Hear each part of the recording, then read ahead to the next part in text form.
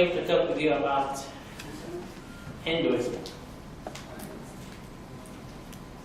Should I talk all in English, or you want it with all English? Yeah? Okay.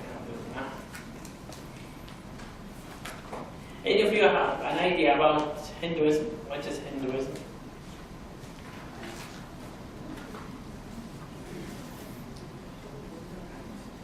Anyone? Many gods representing nature. Hmm? Many gods representing aspects of nature. Representing aspect of Nature. nature. That's Hindu. Hinduism, this is something related to Hindu. Yeah. Almost they believe in many gods. Yeah. Many of the Okay, the objectives of my talk today. It's the most popular. Yeah. It's the most popular religion in India, including those who are worshipping gods, cows, fires, and It's the most popular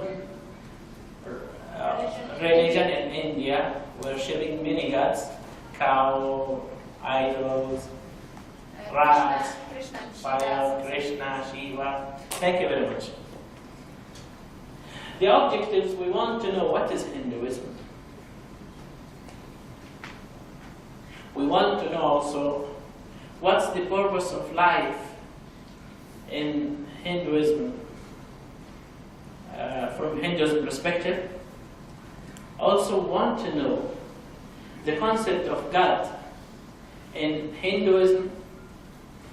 Also some guidance about the true God in the Hindu scriptures and what was said about Prophet Muhammad ﷺ in Hindu scriptures. Do you expect that? You? Unexpected. unexpected. Okay.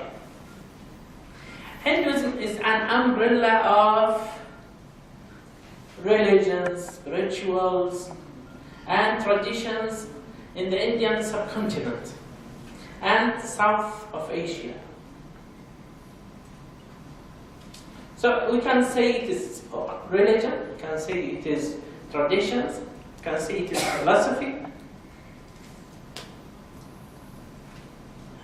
If we exclude these, the Sikhism, Buddhism, and Jainism, the remaining is Hinduism, apart from Islam in India.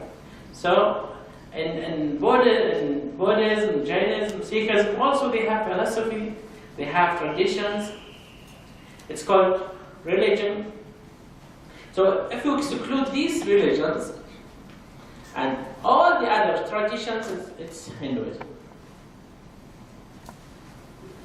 This is the map of the world. If we know the distribution of Hinduism, it will be mostly in, or you'll find it in India, Indian subcontinent.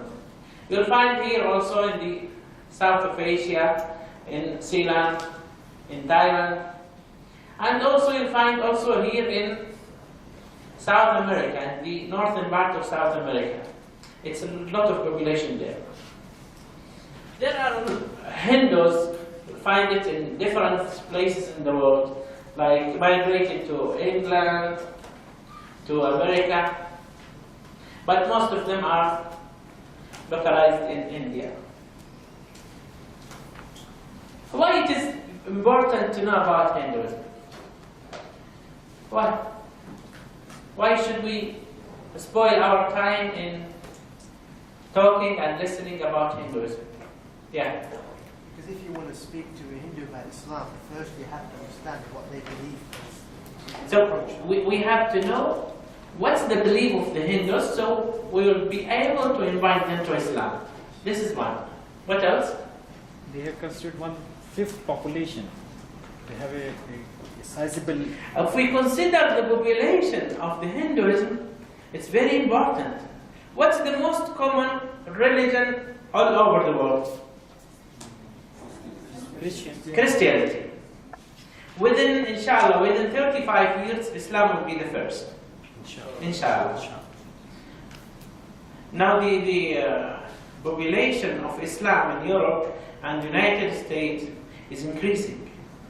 Even now the Church, Vatican are warning the countries that Islam is going to spread, is going to invade Europe and America.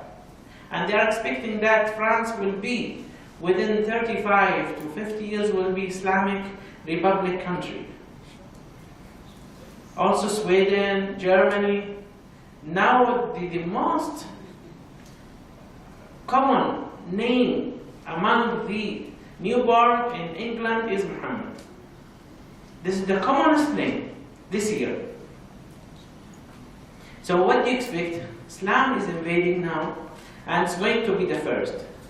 So the first now is Christianity, next is Islam, third is Hinduism.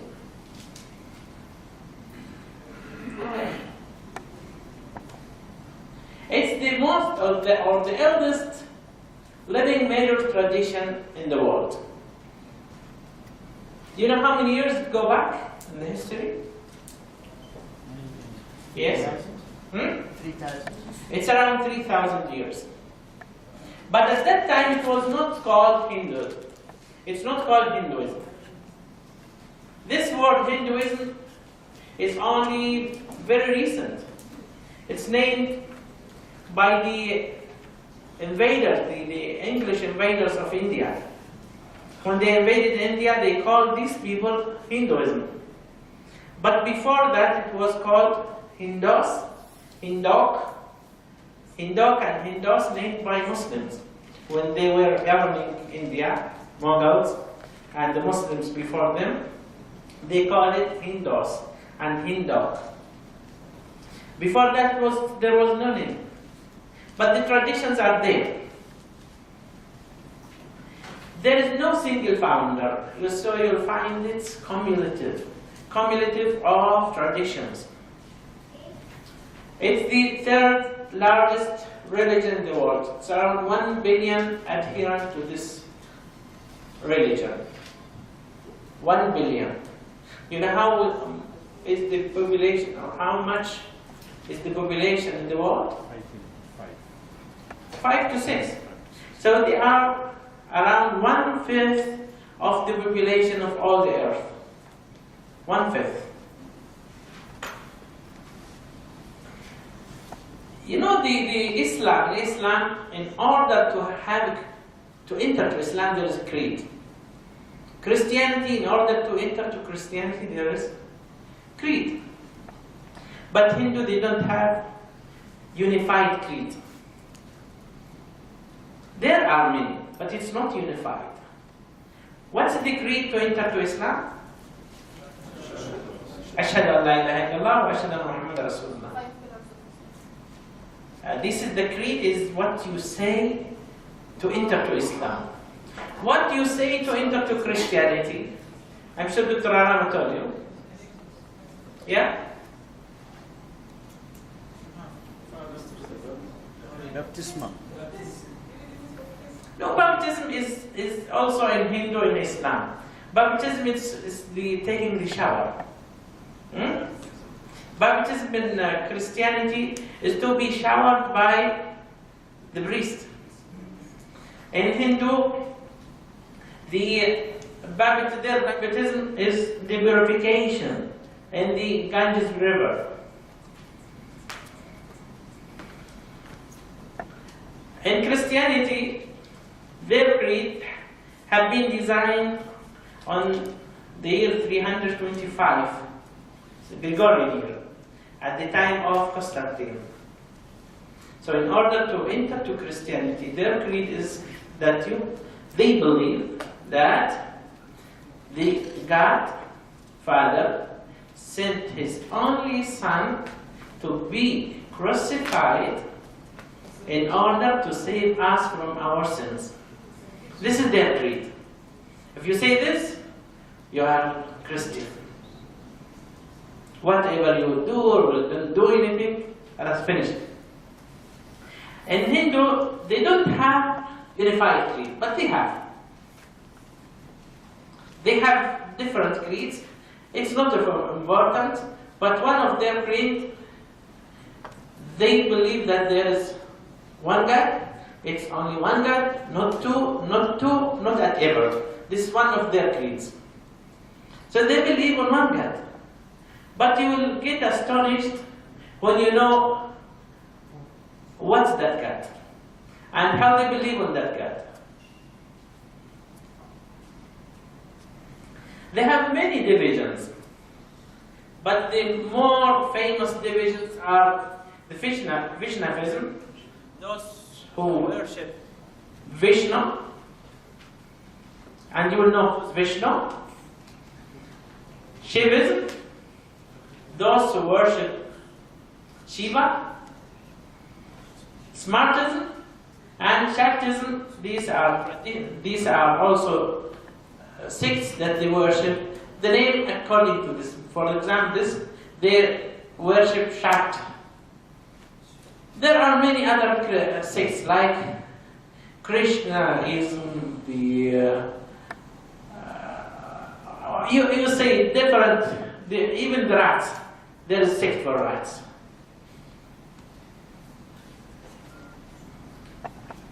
What's the concept of God among Hindu? So most of Hindu, they believe on one God. Very surprising, is it? They believe on one God, but they are henotheistic. Henotheistic means that they devote to only one God, but they are accepting the others.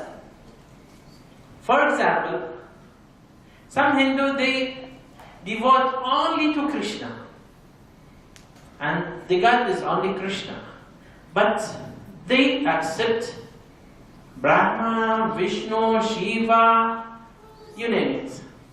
They accept the other gods. But they devote only to one God. And it's not fixed God. For example, if today he wants to worship Shiva, the only God for him is Shiva. But he doesn't take any other God with Shiva. Tomorrow, he wants to worship only the Kaaba. No other God, only the Kaaba. Day after tomorrow, he wants to worship only Ganesh. This is the obstacle remover. It's according to what he wants. He had obstacles, he will take Ganesh. He had, for example, he wants to get married, he gets Saravasti. Whatever he wants to do, he worships the God related to the thing he wants. And he forget about other gods. Minority of Hindu are polytheistic, that they worship different gods at the same time. What about the educated Hindu? Educated Hindu, they worship only one God. Only one God. And they don't believe on the idols. Most of educated. The God they worship is the supreme, absolute God. What they call the Paramatma. Paramatma. Yeah. But they believe that the Paramatma resides in everything. And everything is in Paramatma. So everything in Paramatma means they are polytheistic. So they worship the universe. All the universe is God. The panentheistic, those who believe that the God resides in everything. For example, he might worship you if you do good. He might worship Kaaba, our Kaaba.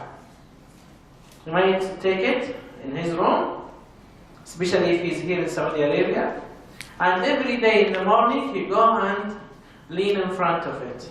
Why? Because it is a source of wealth for him. Anything beneficial for him, he worships.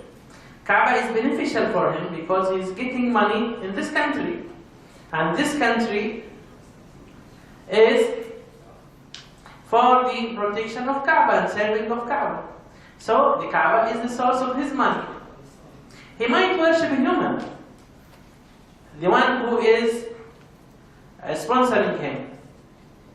He might worship even the production of the Kaaba, feces, because it is beneficial for him. If he is collecting it and selling it, it's benefit for him. So they believe that even the God is in that feces. The educated.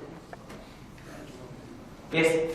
So for them, that Paramatma is invisible, so it can't be a stitch or. The Paramatma is invisible. It's formless. It's formless, no form. So they don't believe on a God with a form. They are denying the attribute of the God.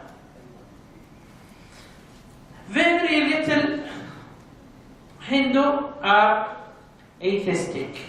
They don't believe on any God. They don't go to the temple, but they are following the traditions of and the philosophy of Hindu teachings. Most of them? Very few.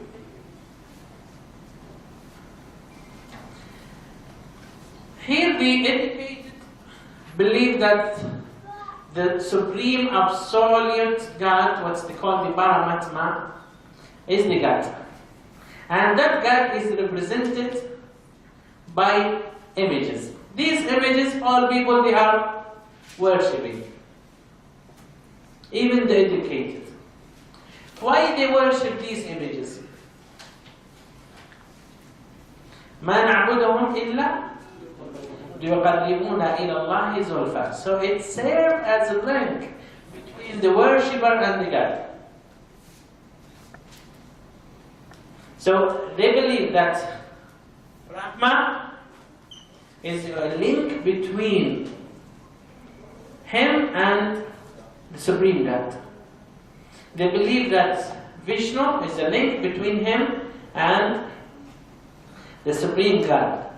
And they believe that Krishna also is a link between him and the Supreme God. Some of them, they consider these are as a manifestation of the God. So they are real gods in their view.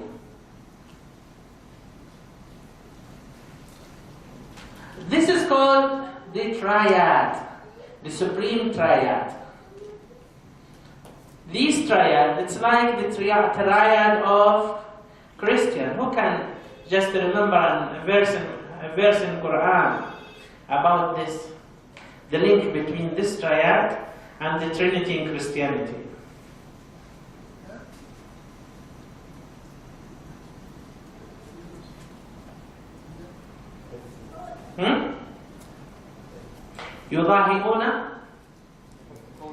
يضاهئون قول الذين كفروا من قبل. The Trinity, it's not something discovered by the Christian, no. يضاهئون قول الذين كفروا من قبل. Trinity is found in Europe before the Christian name it. They got it from the European, they took it from India. And Indian, they believe on this Trinity as the supreme triad. Let us know what's that supreme triad. The first of this triad is the Brahma. You are Indian, eh? You know Brahma. What they believe about Brahma? That's the main creator. That's the main creator. They believe that Brahma is the creator. And he is the main God worshipped by Hindu. They believe that he is a son of the Supreme Being. So the Supreme Being is not the one who created the universe. He's not the one who created us. No. And even they don't believe that this is created. They don't believe that we are created. They believe that we have been born. And we are born from this. So Brahma is the father of all, they believe.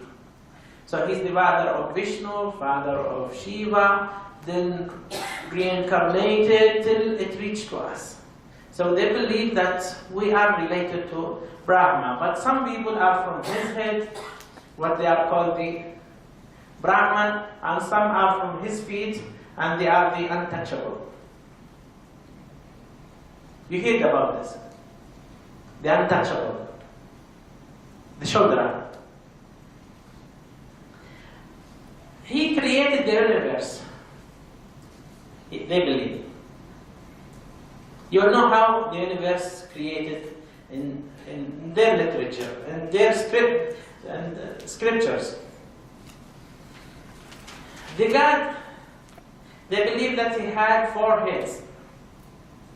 How these 4 heads developed? Because he had a wife, and that wife moved. So instead of moving his head, when she became on his right side, another head developed here. So he will see here. When she went behind him, another head became behind, so he will see her when she go behind. I don't know why he is observing his wife. When she went to his left, a 4th head developed on the left side, and now had 4 heads. So observing his wife whenever she moved around. He is the father of all human race, or race of all the creations. After him, he is the father. Let us read this verse from their Veda. With concentration, please. Brahma imbued with energy in his nature. So Brahma has an energy in his nature. Water and nothing else existed. So Brahma was the only person that time. He was created by the Supreme, and he is the only. With the exertion of its own tapas,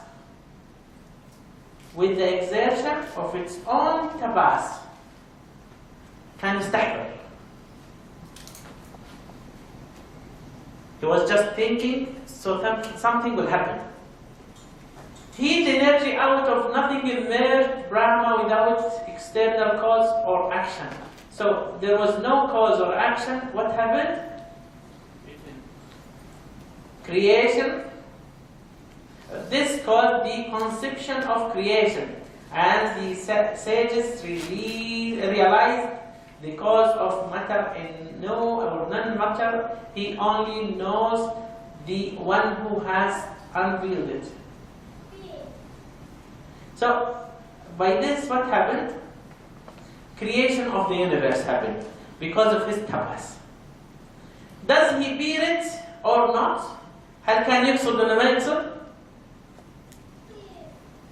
It is not known whether the Lord up above knows it or not.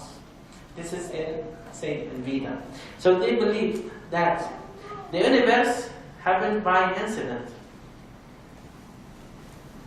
It's not by intention. And even they believe that Brahma was not meaning to make it to happen. But it happened. And the Supreme God even doesn't know what's going to happen. So it happened. This is exactly the sentence written in Veda. Though creator of this existence, you should understand me as one who does not do anything. This is Brahma saying. This is in Gita. So they believe that Gita is the creator of everything, but he's not doing anything. If he is not doing anything, then what's going to happen? Everything will collapse.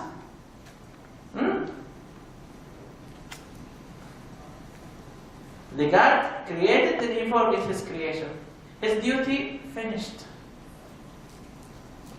Who will take over?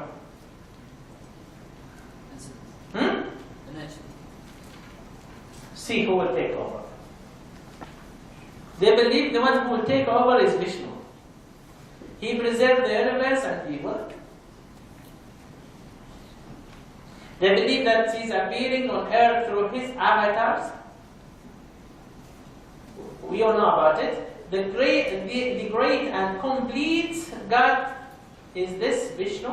So means Brahma is not complete God. Duty of Brahma finished by doing the creation of the universe. He had 4 arms. Always carries his symbols in his hand for easy recognition. So they need to know or recognize Vishnu by this symbol. So if he removes this symbol, they will not recognize him.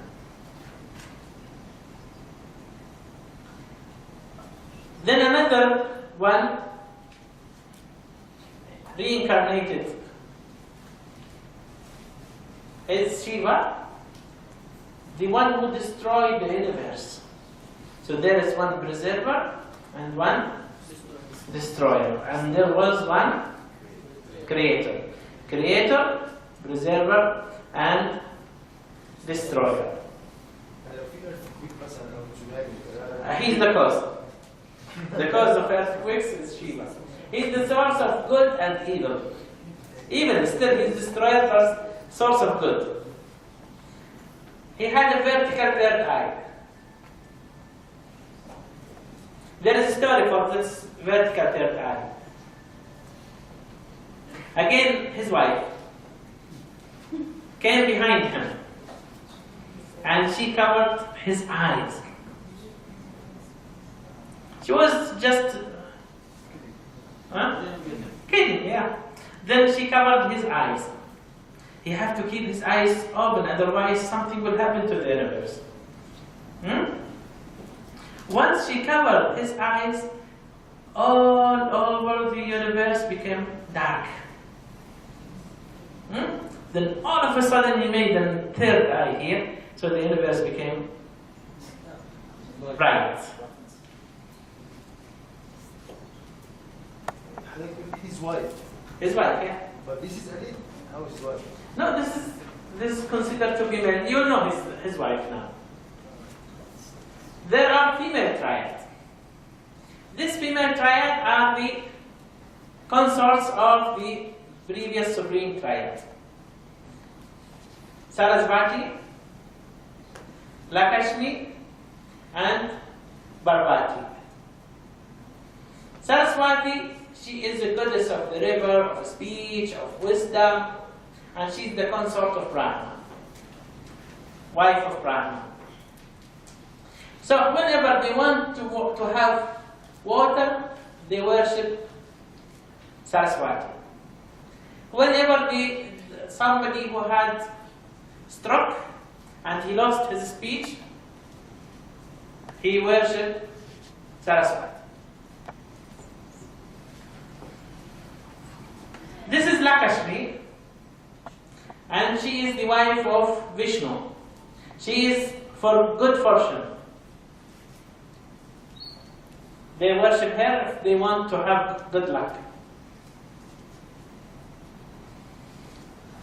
Parvati, she is the wife of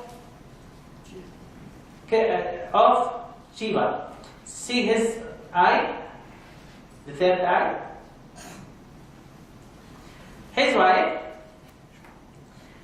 she is Divine Mother, and her son is called Ganesh. See, this is Ganesh with elephant head. He is a remover of obstacles. So they worship Ganesh when they have obstacles. This verse in their scriptures, in Veda, The gods have originated after the creation. So, means the God came after the creation. They don't mean the supreme God, they mean the Vishnu, Shiva, Ganesh, Krishna. How they created? They believe on something called devas. Devas are heavenly deities, those who came from the heaven.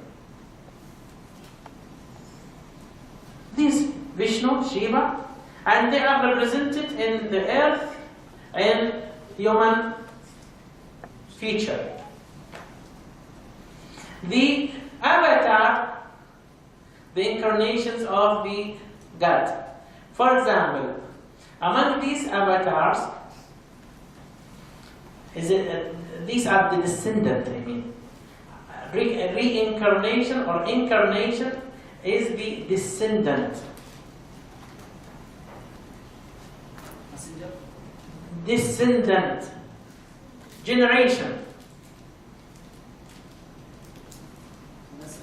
Huh? Nasl. Yeah. Among these avatars, Rama and Krishna. Krishna is the 8th descendant or 8th incarnation of Vishnu.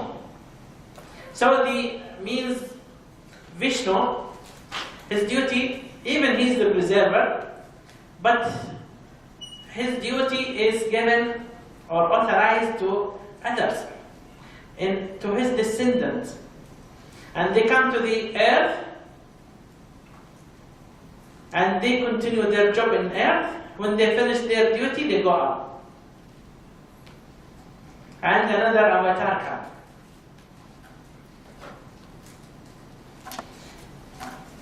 So Vishnu is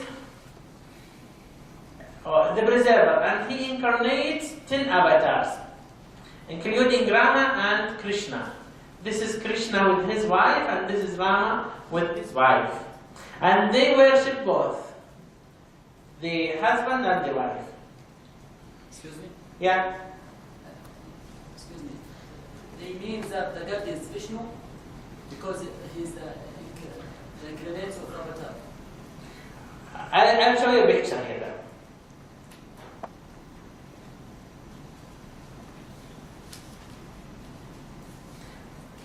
Now I talked about the Supreme Triad, is it? Krishna, Vishnu and Brahma, Shiva and Brahma, Vishnu and Shiva. Which one here is Brahma? Forehead. Foreheaded is Brahma. And 4 arms is Vishnu. And Shiva with eye in his forehead. Okay? Who is in the middle? Vishnu. Vishnu took the power.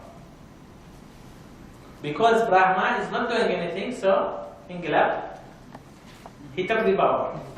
Huh? So the one they believe that he is taking the power is Vishnu. And Brahma doing nothing. Huh? Fakhriya.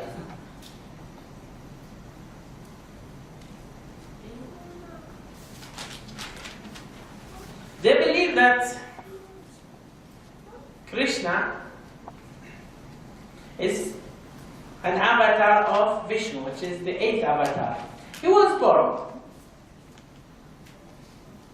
He was born in the prison. This is his mother, and she was in a prison that time. And after birth, they escaped from the prison over a cow.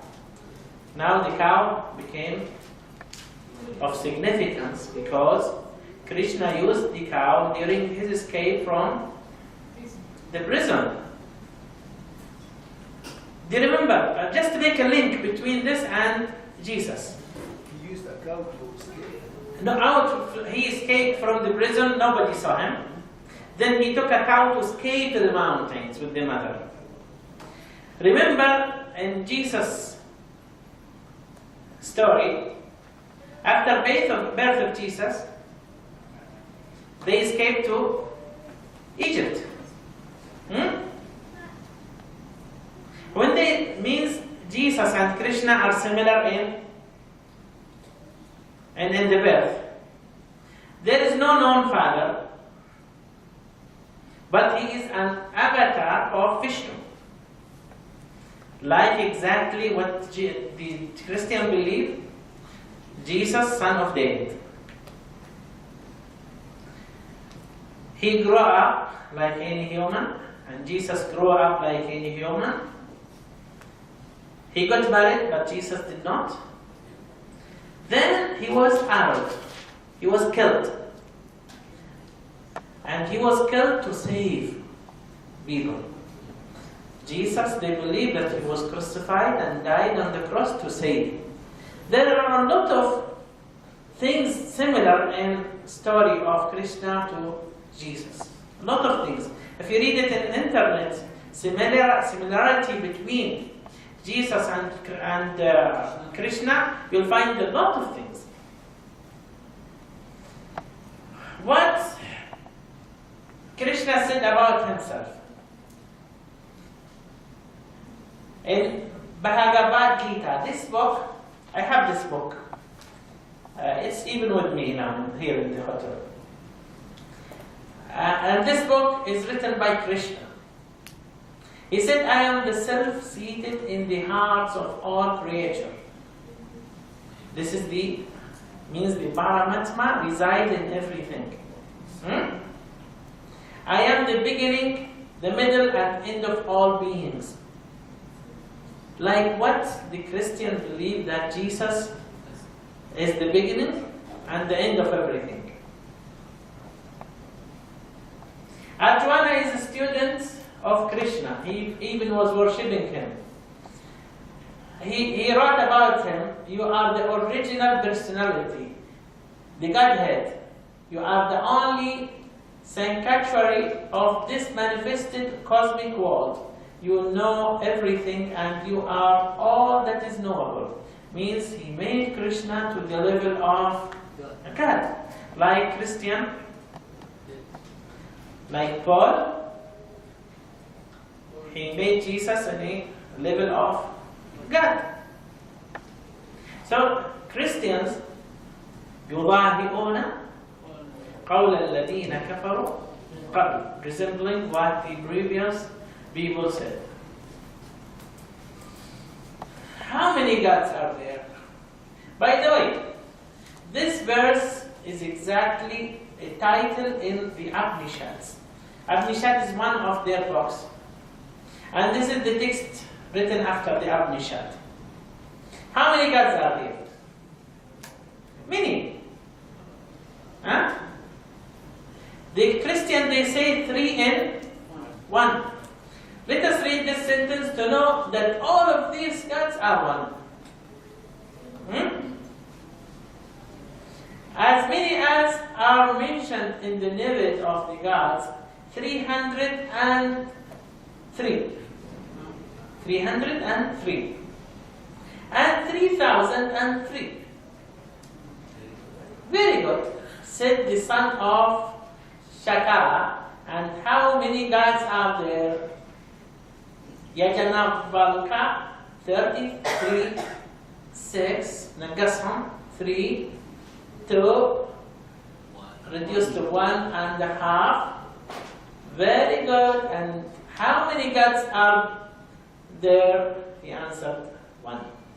So he reduced all of this number from 3003 to 1. So they all of them are 1. So if you ask any Hindu, how many gods you are worshipping? He said 1. What about Brahma? He said yes, he's God. What about Shiva? He's God. Vishnu, God. Krishna, God. How many? They are 1.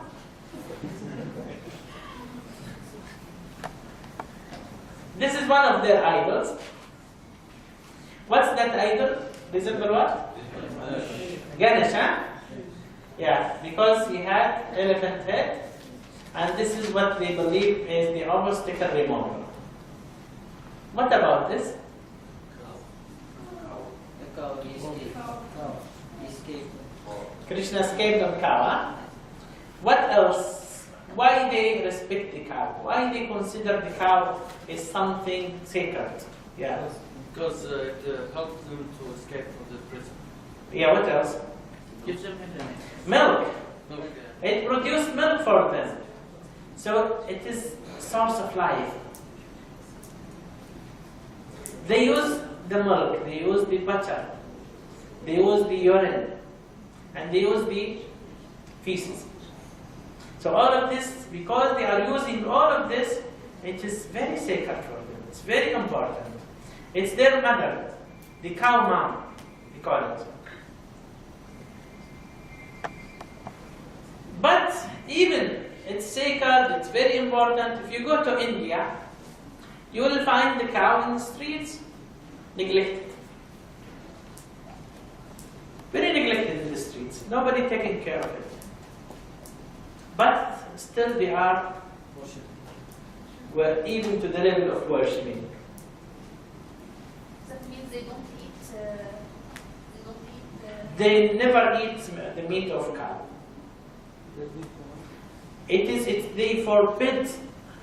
They forbid sacrificing the cows at all. But later, when Muslims, at the era of around, the Muslims, when they came to them after around 300 years back, they were sacrificing cows and the power was in the hand of Muslims. The Mughals, they ended at around 300 years from now. They were not be able that time to stop the Muslims from sacrificing cows. So they forbid only the productive cows, those cows which are producing milk. But if it's not producing milk anymore, they allow to sacrifice the cows. And now? Now it is, you do it in a separate place away from them, no problem.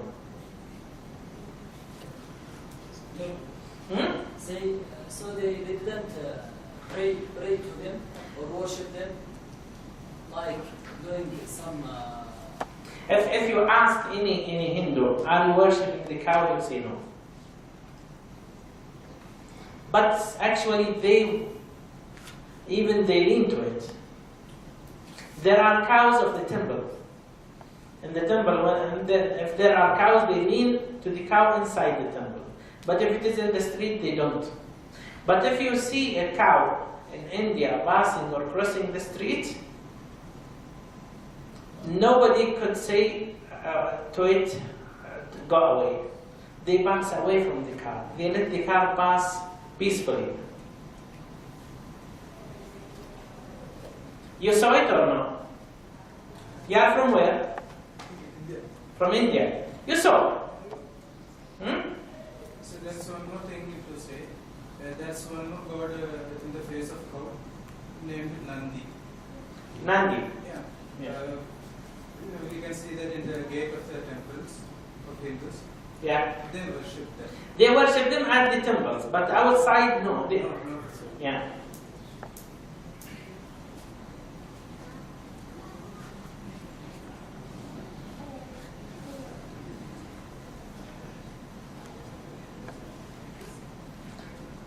Fasil and Wasil, but during this time, I want you to see this.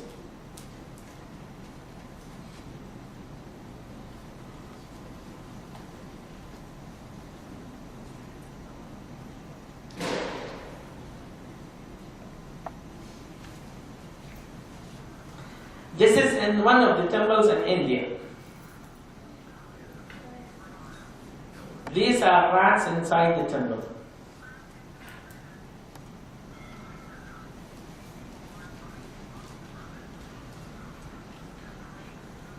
They give food to it. See, he's leaning to the rat. They are touching the rat and putting on their faces.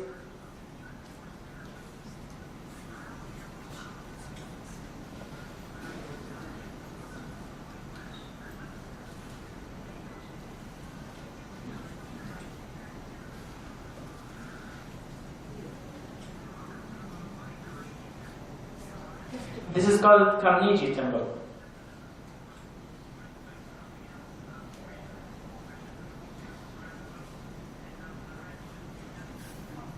They eat from the foot of the rat. And they consider it blessing.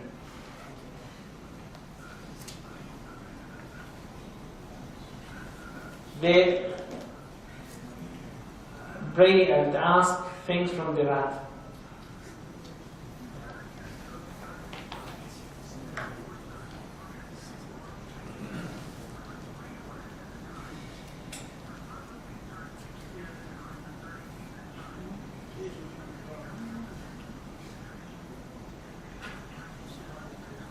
There is priest to serve these rats.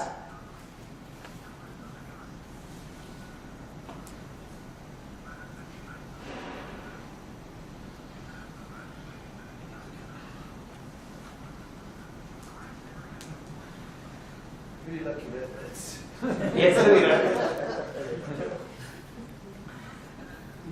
see, it's about to see the foot he took? Huh? He eats the foot of the rat. It's kind of blessing.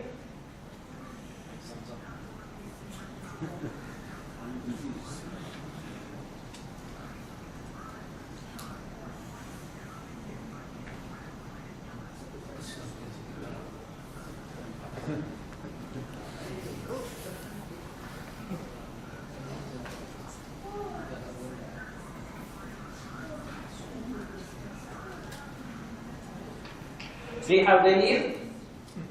Huh? Yes. They can worship anything.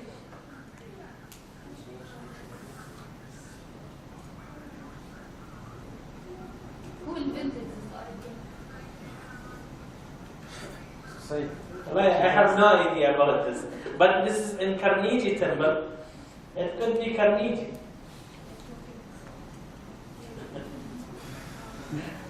Any question till now? Yes. There's one more thing. They believe in their belief. This Lord Ganesha's vehicle. Can you get the microphone? Assalamu alaikum, brothers. According to Hindu belief, this rat is a vehicle of that before mentioned god Ganesh. Vehicle of? Lord Ganesh, the god with an elephant tongue. Yes, Ganesh. So it is not, you mean it is precursor of the elephant? That's why they are giving importance to that rat. So the elephant is from the generation of the rats. That I don't know. It could be, you know. It is a philosophy. Yeah. Any other question? What about the fire? We saw the fire. The fire, some of them worship the fire because it is source of energy. Yes. What you say, the head of the Yadishan is elephant, right? Yeah. They have some version about it. That is the father. There was a quarrel between the father and his wife, and then he killed his son. And then he said the first one, or the first thing to come, I will cut the head, and then the boy will be alive again. Then an elephant came out. Then he cut the head of the elephant, and then And he put it over the... something like they synthesized. This is one of the accepted ideas, yeah. Yeah, it is one of the accepted ideas. There are many things I cannot talk about it in front of you. You did not mention about the A lot of things I cannot tell you. You did not mention they worship the ling also. They? Ling. Lim? Ling. Ling. Yes, they worship it.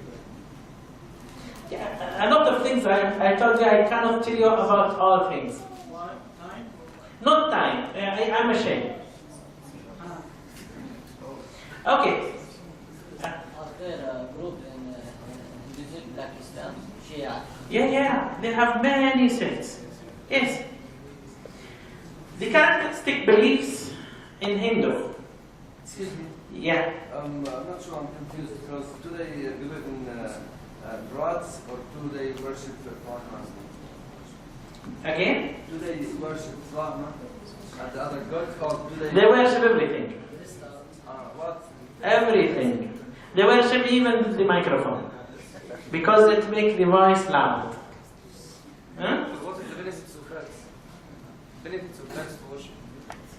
As one of our colleagues there, they believe that the rat could be a descendant of, the elephant is descendant of the rat. And the elephant is very important for them. It carries things, it removes obstacles.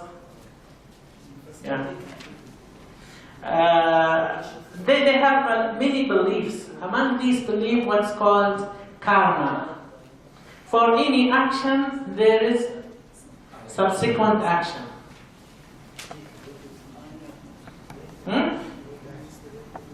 لكل فعل ردة فعل. For any action, there is a subsequent action. Now you will know why this is important. Yeah. Excuse me, Doctor. About the statistics of Hindus in India. Do you have a recent statistics? How much? What's the percentage of them? In India, the Hindu, their number 9 million and more. 9 million and 5. 9 and 5. There are statistics. Okay, the Sorry, the 900 million and 500 million. 905 million. 905. Then you put 6 zeros. No, 9 zeros. 6 or 9 zeros. It is less than a billion by around 100 million. The number of Muslims are 120 million. Or 200 million now reaching. So the percentage of Muslims now is around 10 to 15%, is it? Or 15 to 20%. There are Sikhism, Buddha or Buddhism, Jainism. These are minority. The Hindu are around 70 to 75%. For the karma means for any action there is reaction. Something called dharma. Dharma, these are ethics and duties. You know from where is this dharma. Samsara, they believe that there is a continuous cycle of birth, life, death, then rebirth again, what we call reincarnation. For example, if any person born today, he will stay in life, then when he reaches to death, his soul, ruh, his soul will go to another person. And there's a rebirth. Means his soul is reincarnated in another person. Yes, one more thing. Yeah. They said during their life, if they do good deeds, their rebirth will be in a good form. Yes, very good. They believe that if you are doing bad, what is the reaction? What is the subsequent reaction? Now the karma work.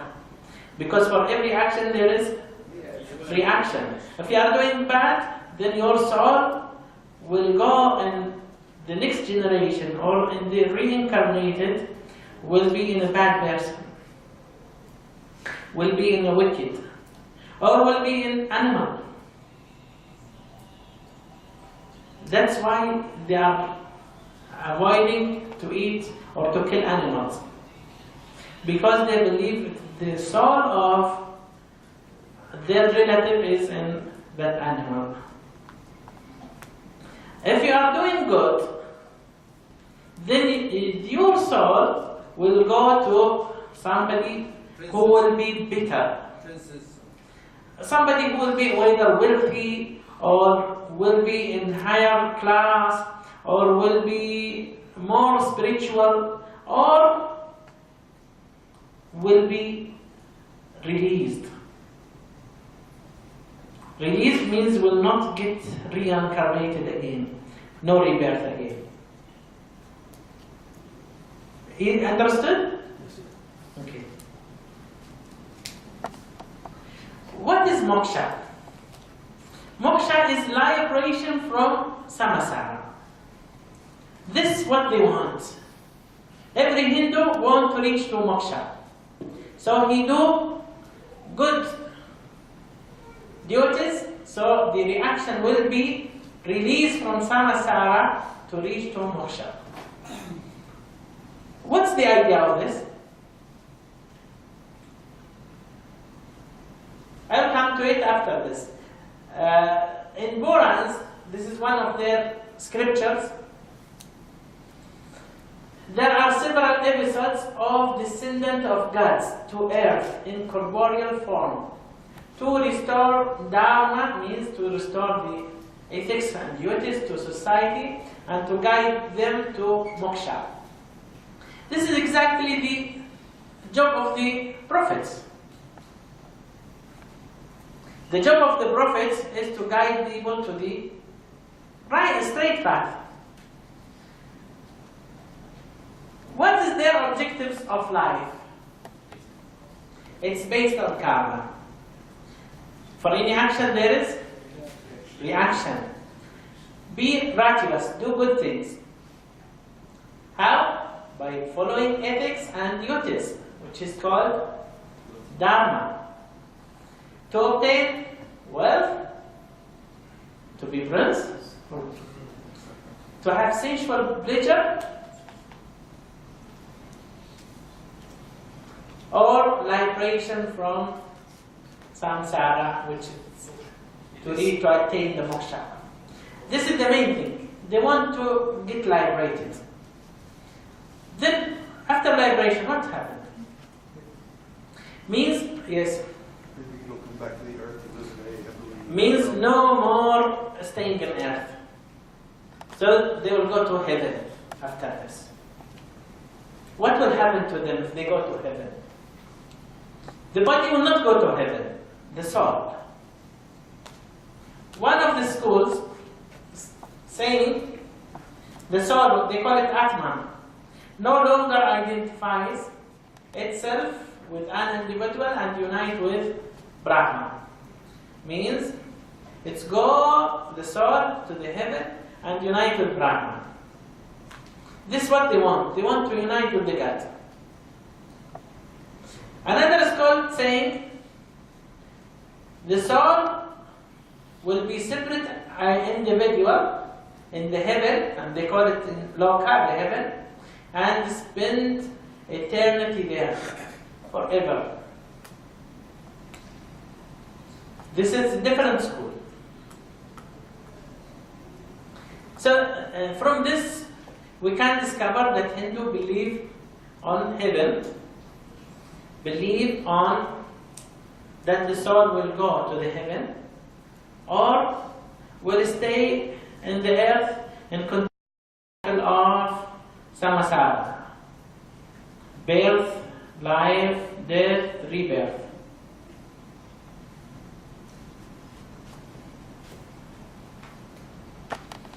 There are some Yes. contradictions. Yeah, this one or two schools. There are many schools. No, Yes. what I mean, something in North India it is halal. Similar thing it will be haram in the south. Right. Same religion, and they say here it is north it is halal and south it is haram. Yeah, right. So he's saying that if you go to South India, there might be something considered to be permitted. In North India, it's not forbidden. It's forbidden, and the opposite. They have a lot of sects. They have a lot of denominations. So each sects, they have their own customs, own philosophy, own tradition, and there is no authority to govern all. There is no authority to govern all of these different philosophies. No unified book for them? No unified. There are 4 main books, but each interprets the way he likes. Exactly like Orthodox of Christian, Protestant and Catholic. They have the same book, but each interpreting different in his own. Was that book was real from the God? Which one? His book, Vedas and other, because Veda, Bhagavad Gita, Purans, Upanishads. because it is mentioned about the Prophet. I'll talk about it, inshallah. About untouchability, untouchability, the higher caste behaving with the lower caste. Yeah, I'll talk about it, inshallah.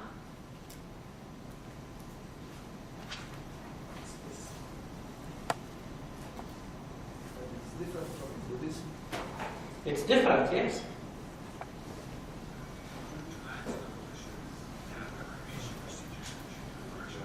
This is how they end the body. When somebody dies, they take him to the river if they are rich. If they are poor, they cannot go to that place. This is the Ganges River. And they have to pay a lot of money to reach there, and a lot of money in order to put the rib after doing this cremation, the rib of the man and the pelvis of woman in the water. So they burn it.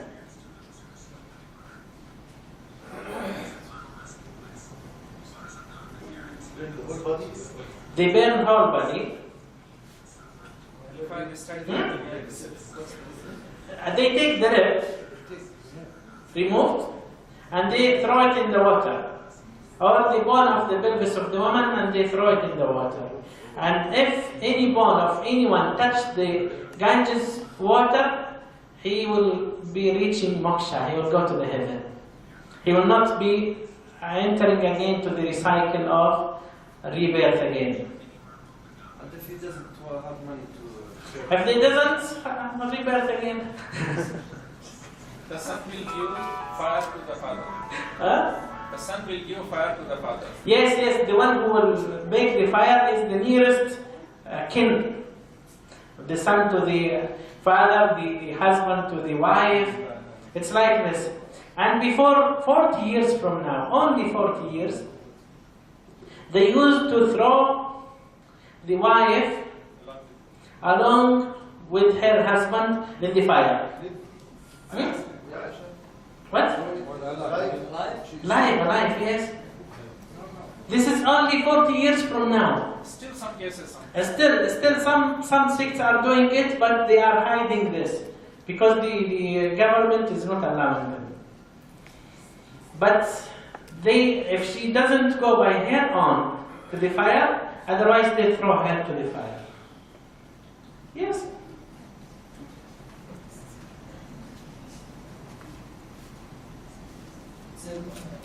So if a wife died, they throw her husband? A wife died. If the wife died before husband, the wife will get burned and husband will go and marry another wife. This is fair. This is exactly, you're reminding me about a story about this place.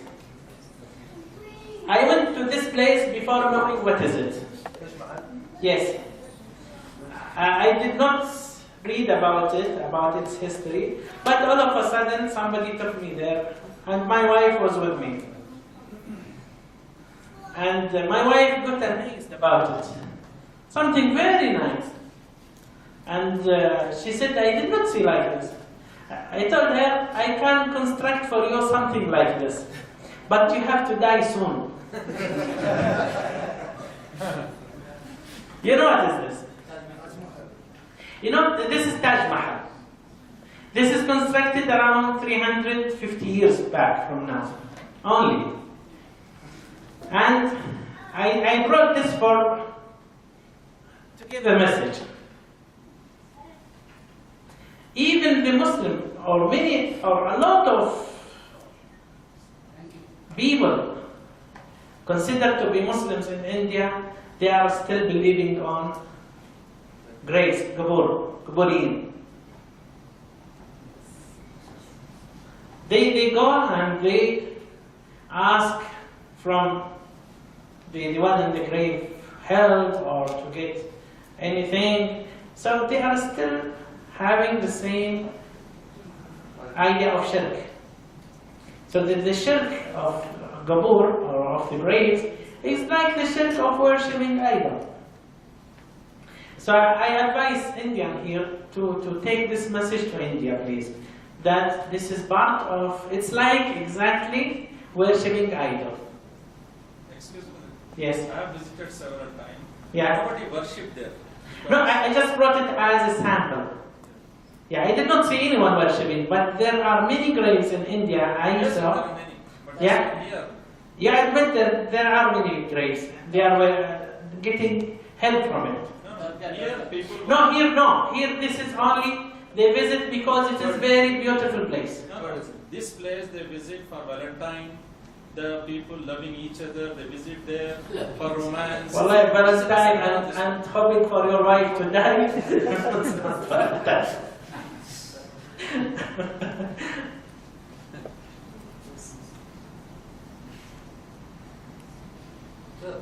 I think it's a symbol for love, because the king was loving her wife very much, so they are bringing their girlfriend or wives to do the Valentine Day. I think this. Yes, you are right. Okay, practices. Why they practice? They practice to seek awareness of God and blessing from devas, from the heavenly persons, or the gods which they believe that they are a descendant of Vishnu. They do several practices. Among these are yoga, some rituals, the pilgrimage, and some festival. I'll finish it before 6 o'clock. So it's part of worshipping? It is a worship practice. It is a path, and it is a practice that one can follow to achieve the spiritual goal of life, to reach the moksha. How? They have 4 types of yoga. One of them, the path of love and devotion. The other, path of right action. Third, path of meditation. And fourth, path of wisdom. This is Vishnu. Oh, sorry, this is the third eye, this is Shiva. This is Shiva in meditation way. This is part of yoga. But it started to spread it all.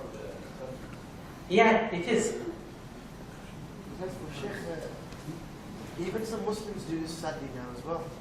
What? Even some Muslims are doing this as There's well. clubs in Egypt. Practicing yoga. They are practicing yoga.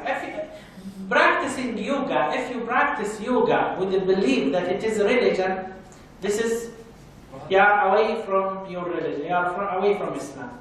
But if you are practicing yoga for relaxation, for exercising the body, this is different.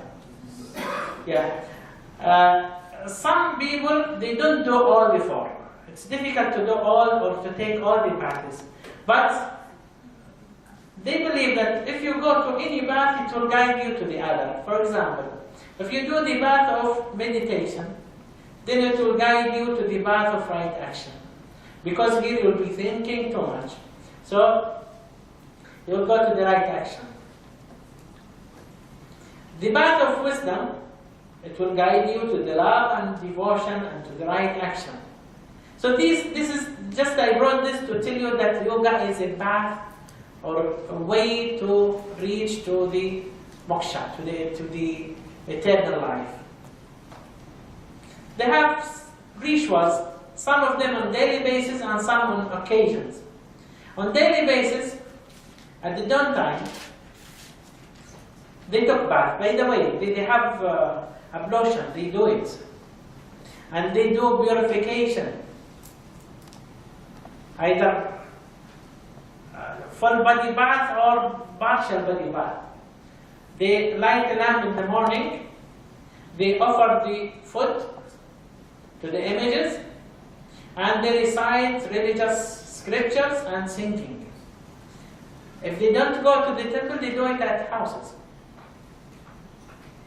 And they allocate in each house, or of their houses, they allocate place for this kind of worship. I entered to a house of one Hindu, I found one room separate for the prayer. In occasions, they do it during the birth, during marriage, during death. They do all of kind of worship.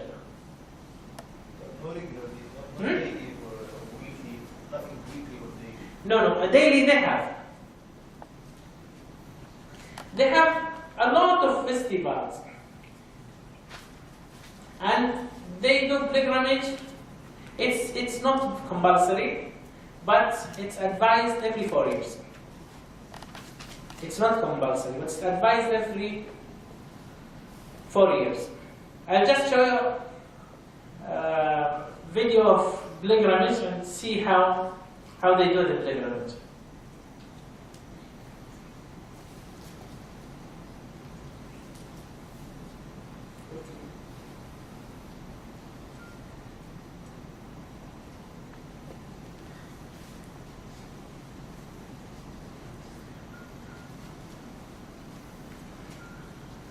This is Ganges River. Beside Taj Mahal. Huh? Beside Taj Mahal. Yeah, beside Taj Mahal, yes. ممكن تكبرها من فوق. internal trick. أقدر تيجي على الصورة. لا It's clear, huh? Yeah. They call it Ganges Mount, Ganga Mount, the mother, the river mother.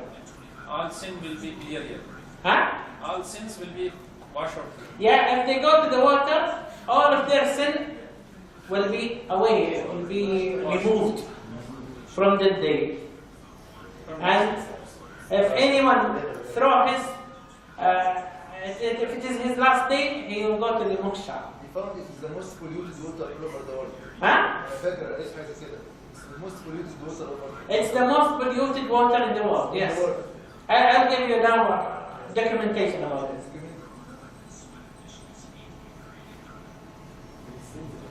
من السين خلاص. He is praying. They are praying. See, they are worshipping Ihram, and they shave their heads after. Shaving not here. They shave beside not in the water. Or they have many areas to go for pilgrimage. Allahabad is one of them.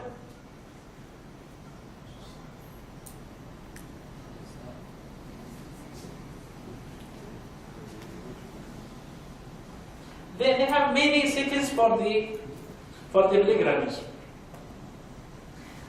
Even some of the cities now, it's away from the Ganges River, so they created pilgrimage places in that places. This river is passing from India, from the north of India, going across India and passing through Bangladesh.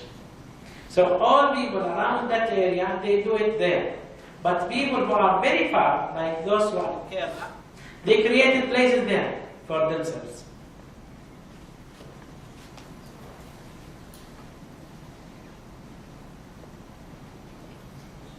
We'll stop here? Yes. Huh?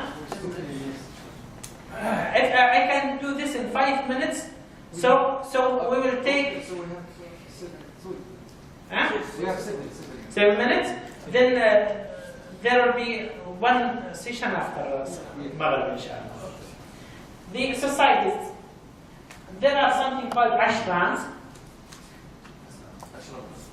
Yeah. Monasticism or monasticism, varnas, vegetarianism, and how they convert. The ashrams of life. There are 4 ashrams of life, 4 periods. In the first 25 years, they make themselves studying and gain knowledge. From 26 to 50 years, raise their family and work for their families. From 51 to 75 years, serve society more than their families. And after 75, they leave their families and societies for the upliftment, and they go, most of them, they go to the forest or far places. And they become in this category, monasticism. They are alone, separate. And the people, they are respecting this group because they are devoting themselves for the God, and they are just asking all kinds of removal of sins and to be uplifted to the moksha, and they don't want to recycle again. They believe if a person reaches to this age, above 75, and he go to a forest or will be separate, in this category, they believe that he will not be recycled again. He will go, or he will attain moksha and uplifted. Provided that anyone after 75 go away from his family, just attain only to devote only to the God. Even if they want him to stay with them? If he stay with them, he have to stay in separate room, alone, nobody interrupting him. He is served, so they are going to serve him, to give food for him, to give all kinds of things. This people, they consider this is something good, but they should not interrupt him. The Varnas, or the groups of society, there are 4 groups of society. The Brahmins, and they believe that they are from the head of Brahma, and they are working with intellects. They are the musharri'in. They are the law givers, law formers. Shatni, these people are working in government, in police. Vaishya, they are doing business. And the Shudras, these are the untouchables or the manual workers. From these groups, the Brahmins, they consider all of these groups below them, they are below them. They don't take any care of them. The Brahman can kill anyone, and nobody kill him. The Shudra, if he touch the Brahman, they'll kill him.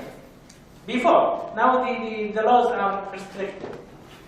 But till now, I have seen with my eyes that they are preventing Shudra from touching their dishes of food.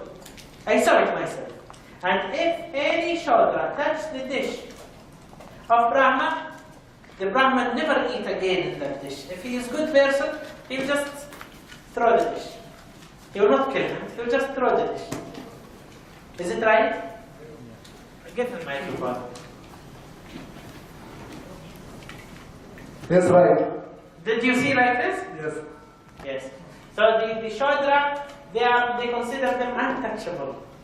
And this Brahman can kill as much of Shudra, nobody will say anything. I know. Huh? This man, which classification? For example, can I ask him, are you Shudra or Brahman? You can know them from their features. For example, workers here, how can I know that by asking? The Brahmins usually they put marks here. And even Shudra, maybe No, they don't put. They put only during marriage. Only. Otherwise they don't.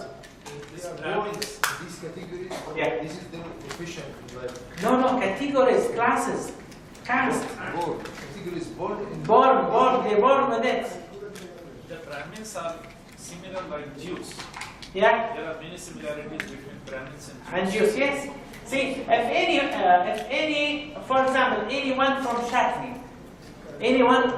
Shakni wants to marry from Brahmins, he can, but he has to pay a lot of money.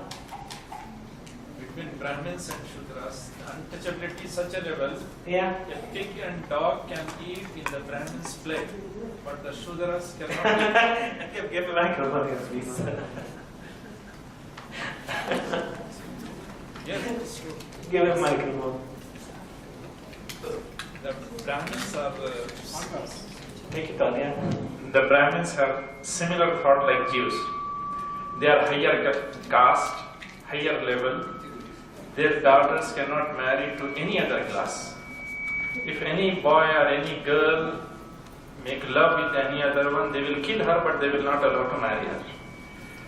And in Brahmin's house, a dog or a pig can eat in their plate, but a Shudra, the Harijan, usually we call it Harijan, they cannot eat in their plate.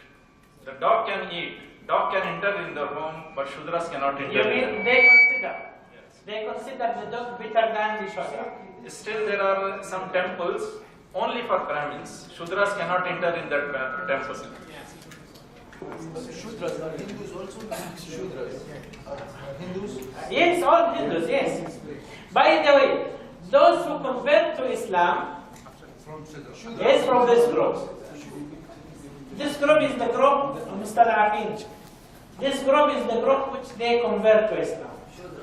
Yes. Even some Brahmins also. Very little. Shudra, this group and this group, if anyone from this group want to marry from here, he pay too much. And saying from here to here, which is even difficult. But this one, he can do it. He can marry, but their custom is preventing them. You know the vegetarians, they don't eat meat, but nowadays they are changing. Conversion, till even around 20 or 30 years, they don't convert, they don't get conversion to Hindu. They consider Hindu is something by birth, like Jew. They don't accept conversion from others. Hindu they don't accept, but due to the preaching in India, Christians are converting a lot of Hindu to Christianity and Muslims converting Hindu to Islam. Now they made establishments to work to convert them back. Reconversion.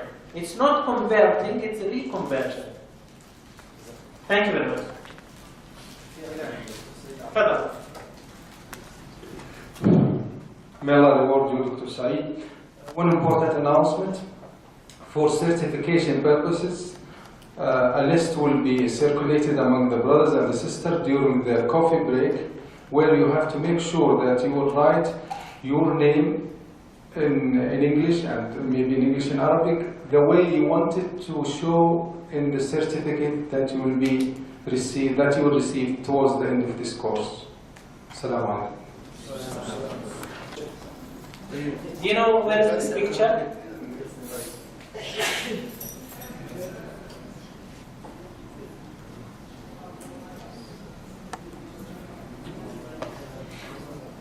See, in India, the percentage of Muslims are less than the percentage of Hindu. Huh? Muslims in the right path, green, and Hindu they are dry. You know where is this picture? This is in Kashmir. Yeah. The problem of Kashmir, is it because of Hindu and Muslims? No. It's political. It's political problem. The relation, if anyone see how the people behave there in India, Muslims and Christian and Hindu, Muslim, Hindu and Christian, how they live there.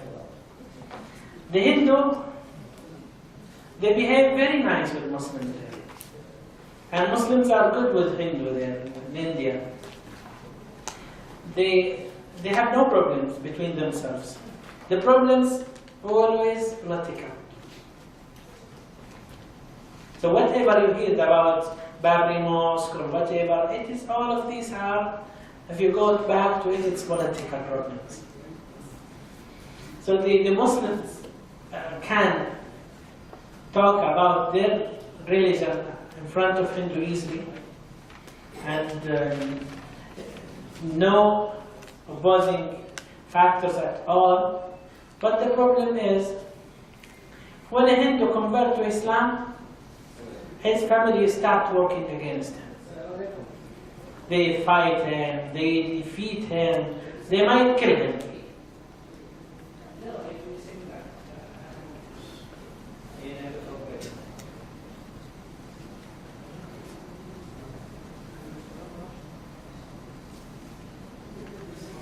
We reach to this point, the scriptures in Hinduism. These are the famous scriptures in Hindu or Hinduism. The first of them is the Veda, and it is the source of most of their traditions, the ethics, the practices, and this is the Veda.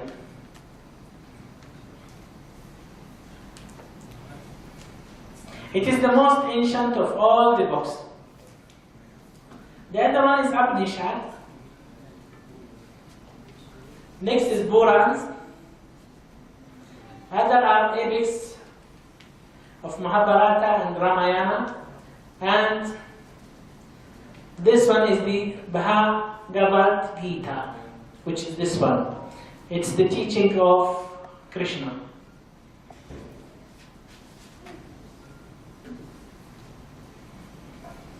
These scriptures are believed to be either revealed or remembered. And part of it revealed and part of it remembered. So they believe that some of what's written there is revealed and some are remembered. You know the difference between revealed and remembered? Yeah? Yes. I think revealed is most accurate than remembered. Revealed, it's from God to the Prophet. Yes. Huh? And remember? They remember it and write it. Is it applicable in the Bible? It's applicable in the Bible. It discusses spiritual teachings, philosophy, traditions, and information on the practice of Dharma. You know what is Dharma now? The ethics and the practices. Okay, what Hindu scriptures said about God and worshipping other gods?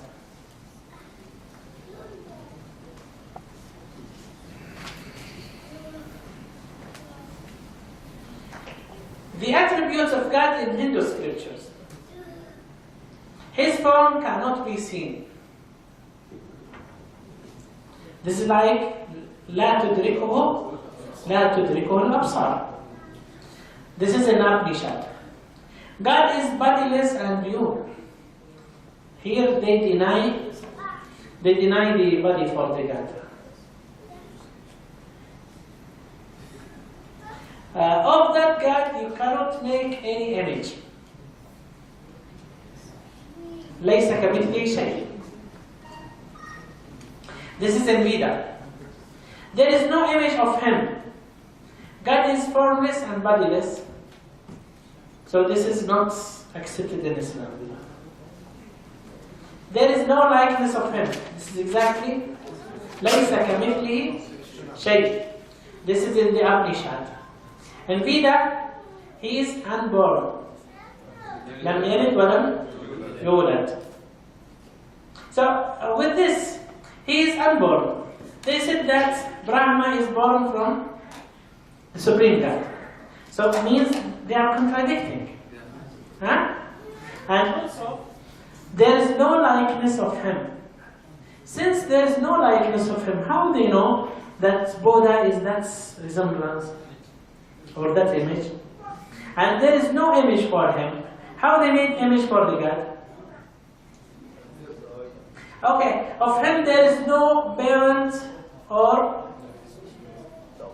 Lord. Means Brahma is not God. Huh? If they believe that Brahma is son of the Supreme God, then Brahma is not God. So this is لم يلد ولم يولد. This is in the Upanishad. In Gita, he is unborn and he should be worshipped. لم يولد وهو المستحق للعبادة. Should be worshipped. God is very great. Allah al-Azim. This is in the Athar Babida. This reference is not among the scriptures I brought to you. Can we know from these scriptures whether remember All of these are revealed. Yeah. Revealed to whom? There is no messenger. See, revealed to whom? There is no messenger. Allah subhanahu wa ta'ala said, وَإِن مِّنْ أُمَّةٍ إِلَّا خَلَا فِيهَا نَذِيرٌ. صح? Means there were prophets in India, there were prophets in China, there were prophets in America. Everywhere there must be prophet, because Allah said, وَإِن مِّنْ أُمَّةٍ إِلَّا خَلَا فِيهَا نَذِيرٌ. No nation, there is no nation without a prophet, without a messenger. وَمَا كُنَّا مُعَذِّبِينَ حَتَّى نَبْعَثَ رَسُولًا. وَلِكُلِّ قَوْمٍ هَادٍ. So for every nation there is a messenger. So they got messengers. And if you think about how it is revealed, just this is a conclusion from me. The history of the Hinduism is 3,000 years, nearly. And if you go back to the history of Abraham, it is around 3,000 years. And Abraham had books, Suhuf Ibrahim, or plates of Abraham. So Suhuf Ibrahim, or plates of Abraham, these books might spread up to India. And there is a link between Brahma and Ibrahim. Saravati and Sarah. You know, Saravati is the wife of the consort of Brahma. And Sarah is the wife of Abraham. So there is a link. So there might be, the Hindu, their history starts with Brahma. So this might be Ibrahim alayhi salam. His blades reached to India, and they got their teaching from it. And these few verses may be from Suhuf Ibrahim alayhi salam. Or might be another prophet came to India, and from the book of that prophet, which is not mentioned in the Quran, these verses are there. Because we have to believe that every nation had prophet. منهم من قصصنا عليك ومنهم من لم نقصص. Okay, God is only one, not a second. Means ليس الأول هو the only one. The only one. ليس له ثاني. This is in the Upanishad. Brahma Sutra, main creed of Vedanta, There is only one God, not a second one, not at all, not at all, not in the least of it.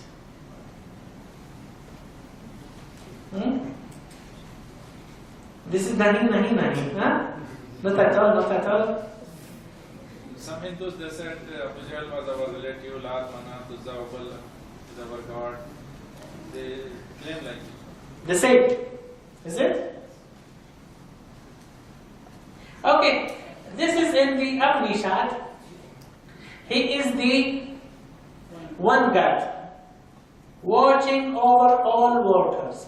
If he is one God, means he is not Brahma, because he is watching over all works. And Brahma is not watching. They believe that Brahma, he just made the creation and that's all. Retired. Dwelling in all beings. The witness, the preserver, the only one free from qualities. ليس كمثله شيء. This is in the Upanishads. There is only one God, worship Him. لا إله إلا هو فاعبده. This is in Veda, this book here. Do not worship anyone beside Him. Who is that one? Who is that one? Who is that one? Book. Who is that God? They have many gods. These descriptions are described to be only God, our God. But they are interpreting it in their way. Don't worship anyone beside Him. For example, this don't worship anyone beside Him. So if they believe on many gods, and they worship only one, and still they accept the others, but they don't worship. But actually they are misinterpreting. This is in Veda. See what's the punishment for those, or what's their mission about those who worship other gods. All those who worship the Asambhati, means the things of nature like fire, air, water, etc. They are in darkness, and you will enter more into darkness if you worship some party. They created things. Means those who worship the idols, they are in darkness. But you said that they do it, or they worship everything. Yes, but they are not reading. They are not reading. The only one who is reading are their priest. And the priest will not tell the people about these things. Because if they tell people about these things, their income will stop. Their benefit will stop. Because the priest, when he is in the temple, they bring offering to him. They bring money to him. And they believe that they are giving this offering and money to the idol. But who's taking it? The priest. If the priest tell them about these verses, they will stop doing these things. And he will be without money. Right? But these books are available in the market. It's available in the market, but they are not reading. Still. I got this one from a library in India. I found a lot of dust over it. Even I don't know what color is it from the start. And it's just only so what's this book which is full of dust? I have to see what is it. When I removed the dust, I found it is Veda. But they are not reading.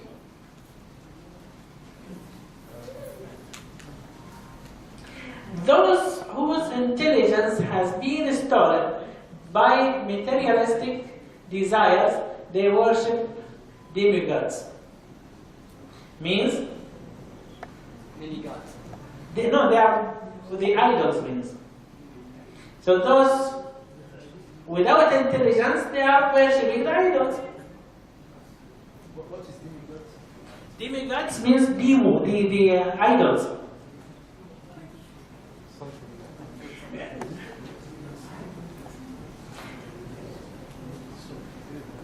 Can you read this verse and what corresponds to it in Quran? Lead us to the good path and remove the sin that makes us stray and wander. Like اهدنا الصراط المستقيم صراط الذين أنعمت عليهم. ها؟ نعم. This is in their books, in their sacred books. It's in Veda. And this is also revealed. Yeah, they consider it's revealed. It is in Sanskrit, nobody understands. Yeah, it is in Sanskrit, yes.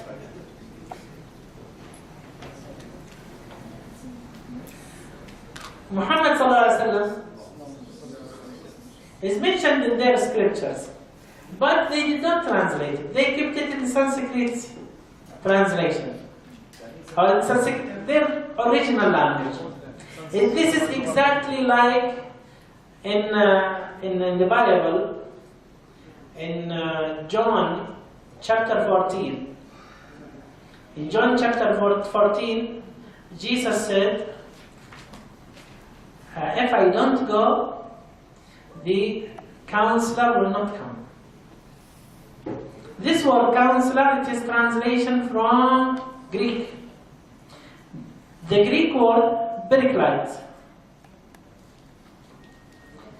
They translated Paraclete from Ahmed or Muhammad.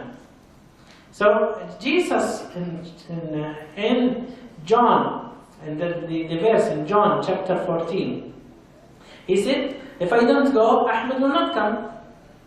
So he said, what's translated to Greek, Paraclete will not come. When they translated Paraclete to the Arabic version, they wrote Al-Faraqlete. Huh? Al-Faraqlete, Paraclete. What's the word close to a Paraclete? Al-Faraqlete. Because they don't want to go back to the original word, which is Ahmad, so they translated something away from what it have to be. And in English, they translated it counselor or helper. They did not go back. What's the meaning of Paraclete? Paraclete means beri means around. Clyde means blessing. The one who is surrounded by blessing. Mahmud or Ahmad or Muhammad.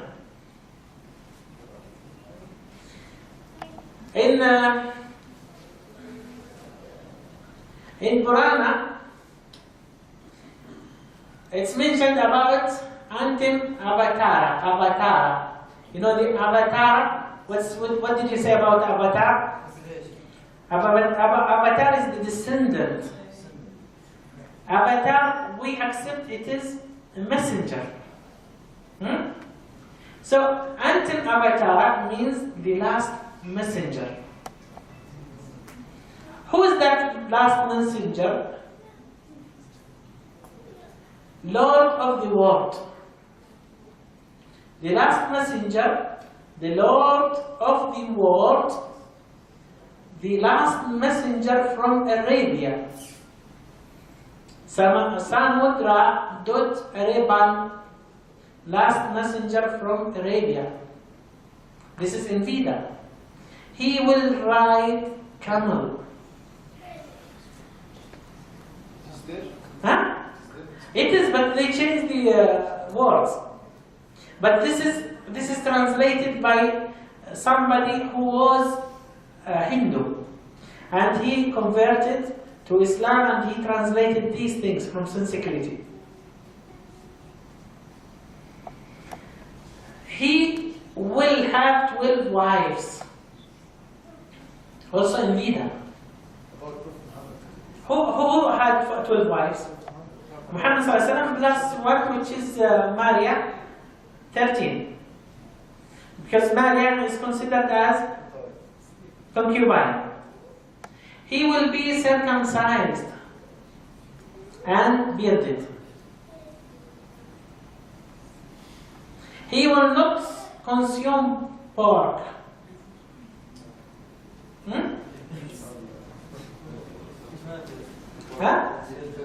Khanzir. He will not eat khanzir. Beard, he is having lihya.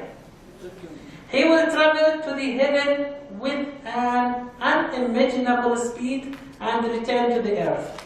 What is this? Al-Isra wal-Miraj.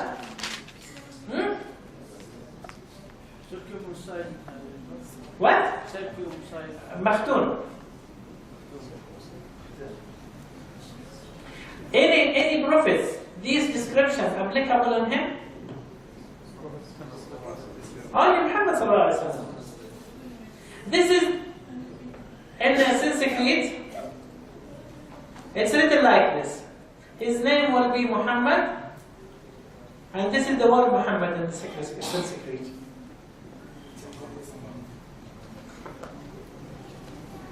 America, the meaning of it belonging to a foreign country and speaking foreign language, means not from India.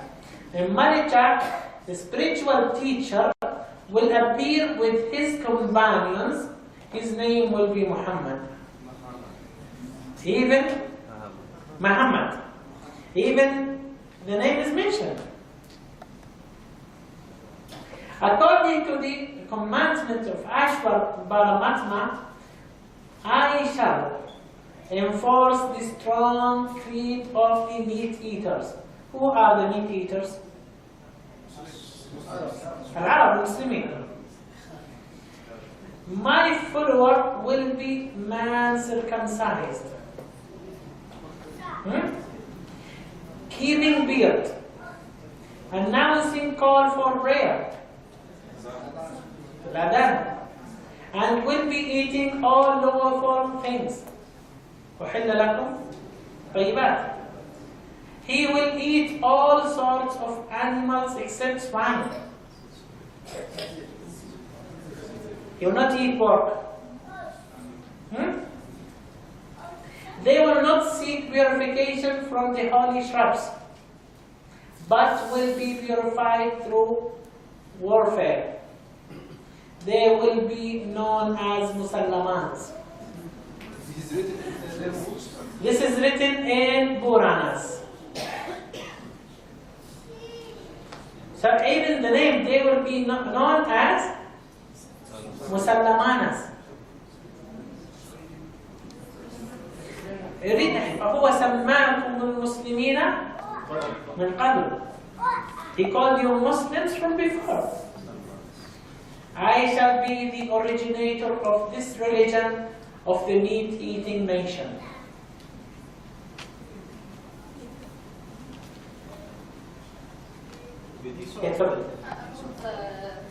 About the last page. Yeah. How come these people a false religion, and the religion is a group of superstition, and now they give I think this point will be in their side. That means that the religion has some rights. Origin. Yes, you are right. These things prove that their book have a source of something. It's revelation. It's revealed to messenger, to prophets. Otherwise, from where are these informations? آخر برضه جملة أشار في the origin of this religion. سيدنا إبراهيم يبقى وما كان يهوديا ولا نصرانيا ولكن كان حنيفا مسلما. نعم. ممكن تكون يعني سيدنا إبراهيم يكون من الأمة الرسولية.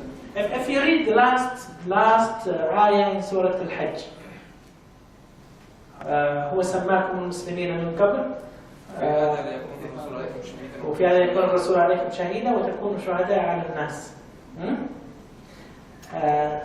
إبراهيم عليه السلام هو سماكم المسلمين، هو سماكم المسلمين من قبل. هذا الكتاب من قبل القرآن. هذا من قبل القرآن كثير. يعني هذه موجودة في كتابهم من قبل ما يأتينا القرآن. من قبل كثير ليه؟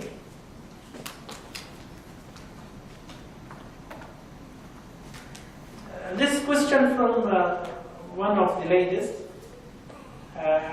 هل من هو مؤلف هذا الكتاب؟ وهل هو الإنجيل؟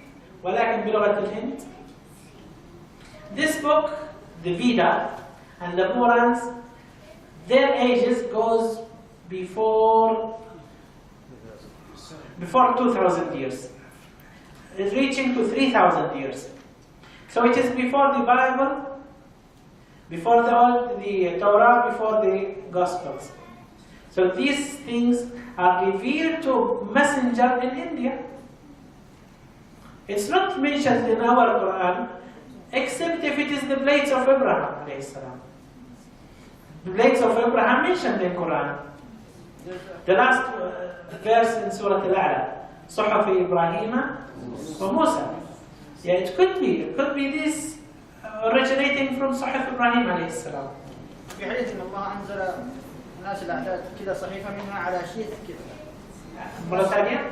إن الله أنزل كذا صحيفة كذا كتاب منها على شيث وسبع أيام ضاعت لكن عدد كبير يعني ففي بعضها ما نعرفها. منهم من قصصنا عليك ومنهم من لم نقصص عليك.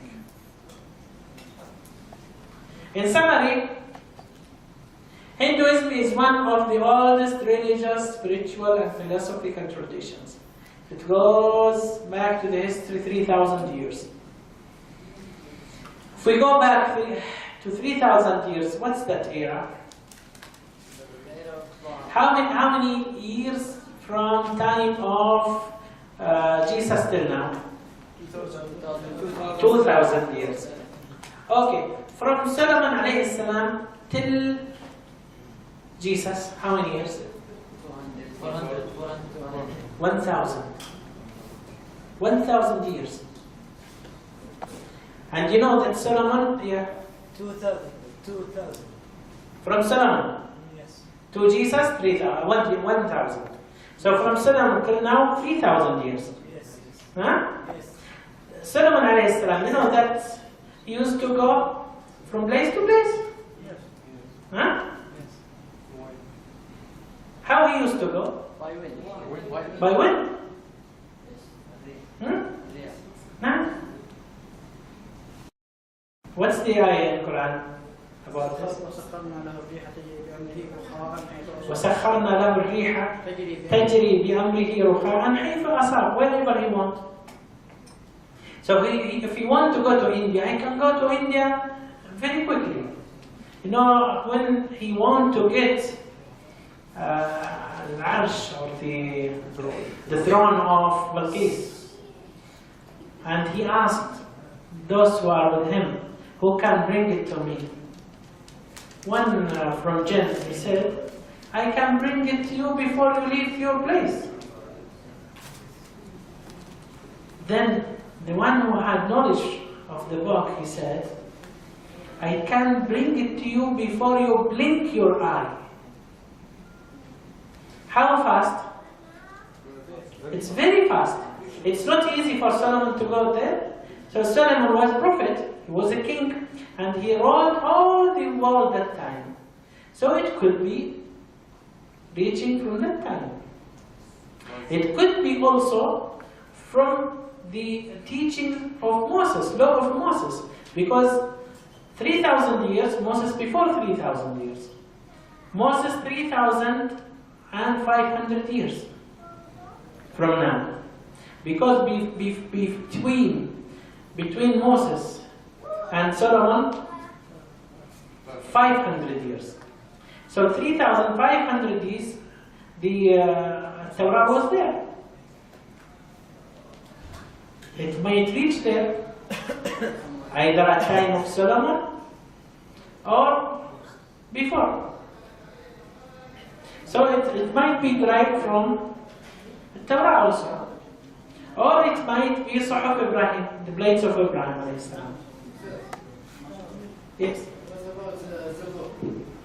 Zabur, it is just before Solomon, before David. It can reach there also.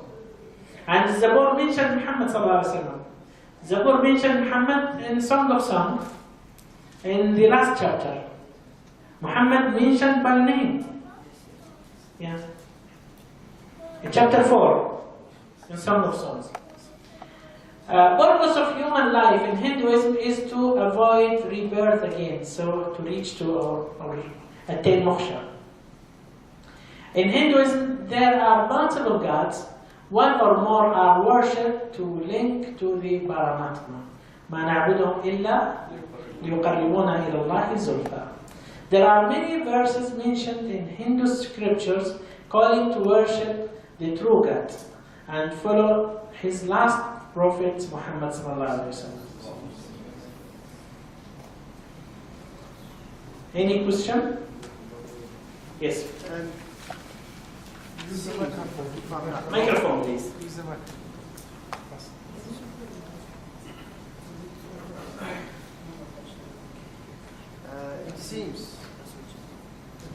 It seems, if I'm not wrong, that messengers came to these people and then they went to extremes about them and turned them into gods.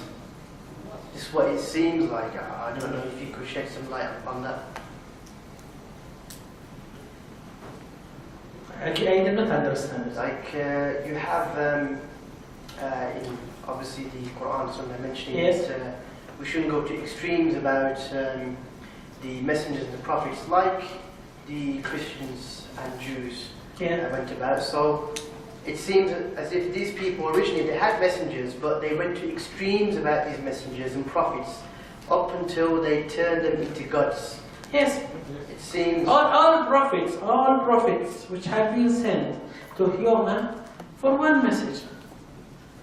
ليعبدوا الله ويجتنبوا الطاغوت. This is the message to all nations.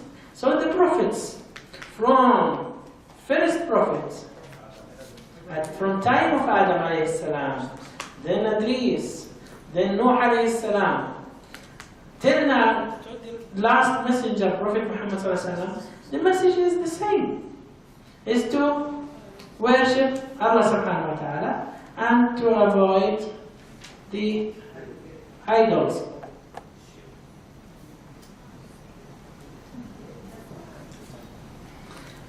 Are there any books or videos or lectures that you recommend also that would further help in giving the methods of calling the Hindus to Islam? Yeah, that Indian Nike. No.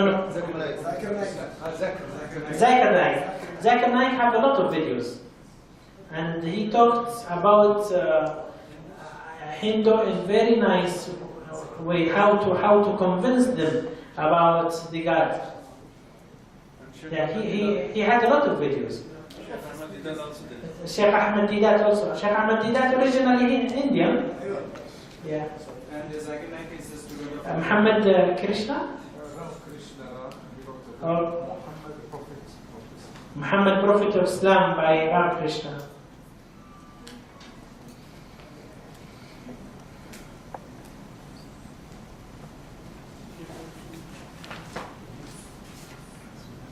Yeah. How can we introduce Islam to these people? How to introduce Islam to these people?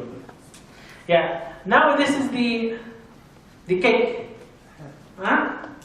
What I talked with you is just only a knowledge of the Hinduism. Then it's your job how to use this knowledge in order to approach them.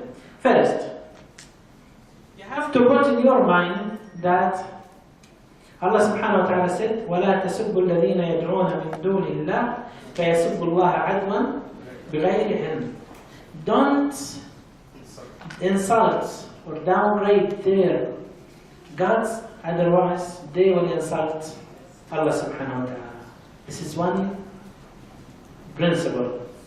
The second principle, you talk with them, since they believe that there is one God, and they devote to one God while accepting others, it's easy for you to start that there is only one God. But how to convince them about this God? If you tell them that I am a Muslim, I believe in one God, and that God is the one who created everything. He is the one who preserves everything. He is the one who is going to destroy everything. He is the one who will take my soul and your soul. I am worshipping that God. So I worship only the one who is able to take my soul. He is the one who will, after I die, he is the one who will take my soul, and my soul will go to the heaven after it have been judged, because you believe that there is something karma. The Hindu believe about karma. For any action there is reaction. So if I am doing good things, what will happen to me? I should have a reaction. I should have reward. If I am doing bad things, I should have punishment. Why my soul go to another person? Where is the punishment? If my soul go to a rat, for example, is it punishment for me? No. Because I don't know that time. Do you know? For ask him, do you know from where is your soul? Where your soul was before? You see, no. So, your soul, you don't know where it's going to be, and your soul, you don't know from where it is. So, where is the karma? Where is the reaction for the action? If he believe or have good mind, he believe that about karma, which it's principle there. For any action there is reaction. So my soul either should be punished or rewarded. Not to go to another person which I don't know that time where is my soul, and I don't remember what I was. This is just only introduction. You can't go anywhere. Doctor, another thing. Yes. I heard a story you said I didn't really in the cafe. You said you told Yes, someone yes. I didn't. Believing on many gods. Some Indians they get conversion to Islam with this example. I was talking with them, and I told them, you know Raksha? Raksha, you know it? Raksha is the small car they use in India. I told him, if the Raksha is having 3 driving wheels, rickshaw, three driving wheels, one driving wheel is held by Brahma, the other by Vishnu, and the third by Krishna, or by Shiva. And each one of them want different place. Brahma wants, for example, New Delhi, and Shiva wants Bombay, and Vishnu wants Hyderabad. What will happen? What will happen to the rickshaw? Huh? It is exactly like this universe. If there are 3 gods, this universe will get corrupted. If Brahma is the one who created, and Vishnu preserving, and Shiva destroying, if Brahma is the one who created, he knows everything about the universe. How another person who doesn't know everything about the universe preserve it? Because Vishnu is the preserver, and the preserver should know everything in order to preserve. So there must be corruption, there must be a fight between them. لو كان فيهما آلهة إلا الله لفسدتا. Then when I mentioned this to one of them, he converted to Islam. I told him at night.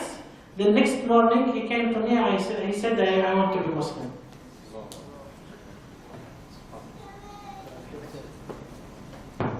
What do Jew and Christian think about Hinduism? Jew and Christian. Jew and Christian, they believe that they are idolists. They believe they are worshipping idols, and they are in the false way. They are not in the right way. They believe that. Just we can be to know about this? I'll take it to take a text to know more of information about Hinduism. A text can. There are a lot of texts in internet. You can get Hinduism in the Wikipedia. The Wikipedia is very nicely written. And the name of the scripture. Scripture. It is a way also you find it in the same topic of Hinduism in Wikipedia. You can find it there. Yes. Again? Yeah, it is different.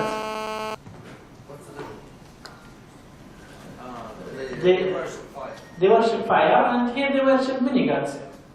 Yeah.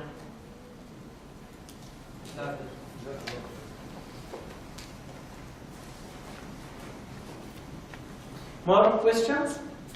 Still we have 15 minutes. I'll give you this 15 minutes either to ask about Hinduism or Christianity. اسمح لي? Hello. Yeah. So I would like to say very sad I am because about Indians. First, we Muslims must be the example for people who see us and change their mind to Islam or anything else. But Indian Muslims, lot of Indian Muslims are praying in the graveyards and else like that. Praying what? In graveyards. Graveyards, kuburi. Yeah. So first we must teach them how to come to the proper path of Islam, and then we must be an example to the other peoples like Hindus or any other Muslims. Yes. So we must start within Muslims, I think. Is there any opinion to give? See, Prophet Muhammad said, the Jew will separate into 71 sects, and Christian will separate into 72, and Muslims will separate into 73. Actually, I did not see this 73 except in India. I was surprised how I know Shia and Sunnah. Where are the other sects? Then when I went to India, I found a lot of sects there in India. And some sects, they don't accept the other at all. They don't accept them at all. They are enemies to them. They even, some Muslims, they like the Hindu more than some Muslims. And they don't accept you to enter to their mosques. I found this in India. And whenever I want to go to pray, I ask first, what kind of people? Myself, I get affected. What kind of people are these people who are praying in this mosque? Are they from Ahl al-Hadith, or are they from Ansar al-Sunnah, or from whatever? And most of them, they are in the false way. Very little who are in the right path. I will not mention names, because it's bad to mention which group is the good. And it's not good to say this group is the good group. No. The group which is good is the group which follow Prophet Muhammad ﷺ and his Sahaba. This is the best group. Whether their name is Ansar al-Sunnah or al-Hadith or Nadwi or whatever. If you are following Prophet Muhammad ﷺ and his Sahaba, you are in the right path. Is it okay or I did not answer what you want? Yeah. Totally. In any religion or any creed, we find a religious person and a non-religious person. And if in Hindu we find the religious Hindu, we find the religious Hindu and the non-religious who is not interested in religion. Even in Christianity, we find the religious Christian and non-religious Christian who is not interested. From experience, Doctor, you find which sect is easier to be persuaded or convinced or no relation? In India. Whether among Hindu or among Christianity, which person is easier to be persuaded or yes. Thank you. Among Hindu, the best people, whatever their sect is, whatever they worship, the Shodra, the poor people, you feed them, they will follow you. Because they are very poor people. They are downgraded. If you give them respect, just respect, they will get surprised. Who is that respecting me? If you respect any one of the Shudra, he will follow you. The Shudra want to be Muslims, but they are afraid of the Brahmins. They will kill them. So the Shudra are the easiest to approach. And doesn't matter which one to become Muslim. Maybe from the very low caste become Muslim and he is in front of Allah subhanahu wa ta'ala, he is the greatest. Inna akramakum indallahi atqakum. Among the Christian, the difficult or the most difficult are the Orthodox. And among the Orthodox are the Arab Christians. The easy to approach are the Protestant. Protestant easy to approach them. Because they are confused. They protested the Catholic, they protested the Orthodox, and they believed on one God initially. They rejected a lot of what is written in the Bible. They rejected even the revelation in the Bible. And lastly, they accepted the Trinity without knowledge, without what they don't know what's Trinity. If you just negotiate with them about Trinity for even 5 minutes, they will get confused. If he is good mind, he will ask you what is the right path. The majority of Protestants, what do they? What? The majority of Protestants in America. Protestants, their leader is the king or the queen of England. And the majority are in the countries which were under England. The Commonwealth. Yeah. Catholic, their station or their main area is Roma, Vatican, and they are in Roma, in Europe, and Africa, Spain, Philippines, there are mixed Catholic and Protestant. What about Pentecost? What? Pentecost. Penta? There's only 2 Pentecostals. Yeah, I don't know where are they. I'm familiar with the major groups. Yeah, there is a group called Born Again. They believe on one God only. Christian.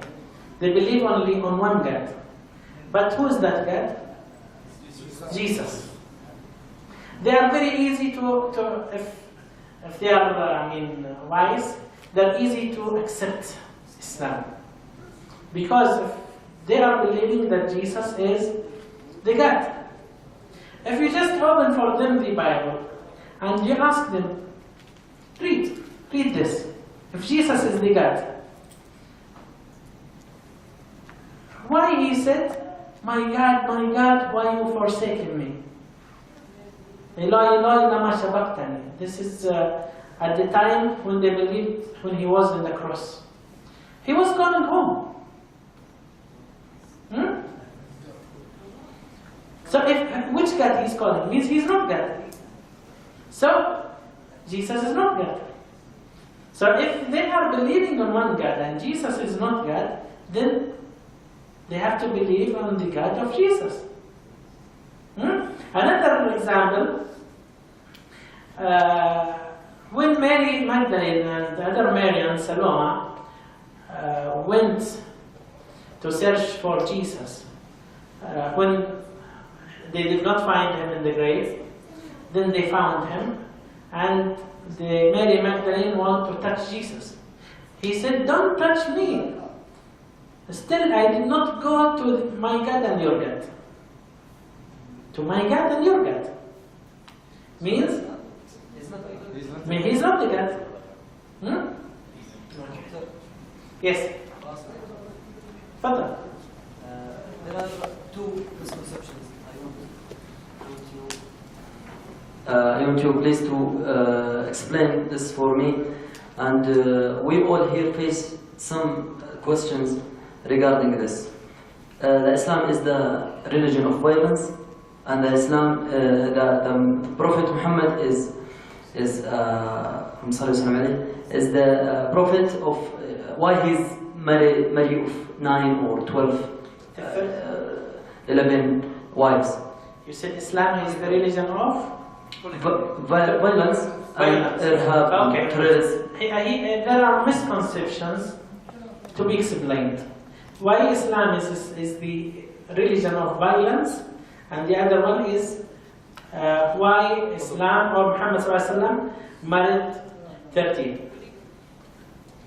The first one, Islam, is religion of violence, is it?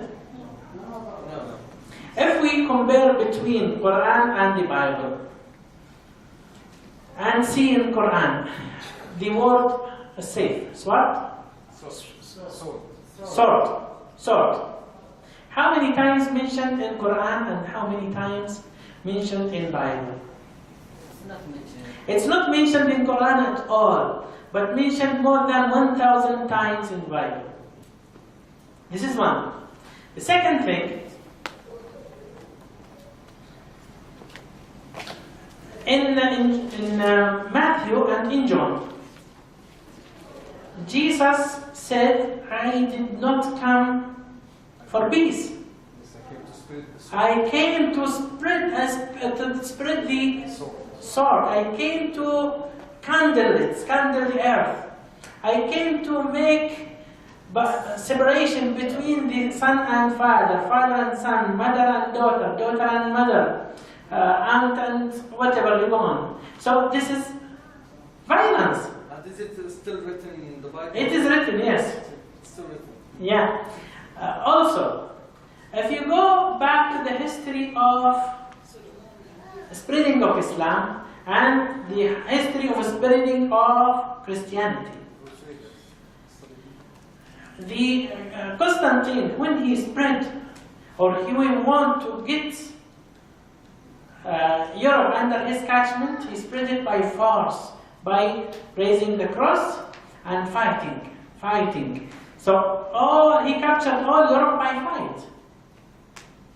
He captured even to the west of Asia by fight. What's his name?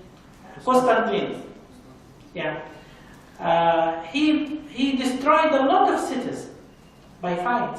Even if you go to the Bible itself, in book of Joshua, you'll find that Joshua, when he reached to Ariha, they moved around Ariha 7 times, then destroyed its walls, then killed all warriors, all men, all women, all elderly, all children, and fired all trees. This is not violence. Yeah, this is violence.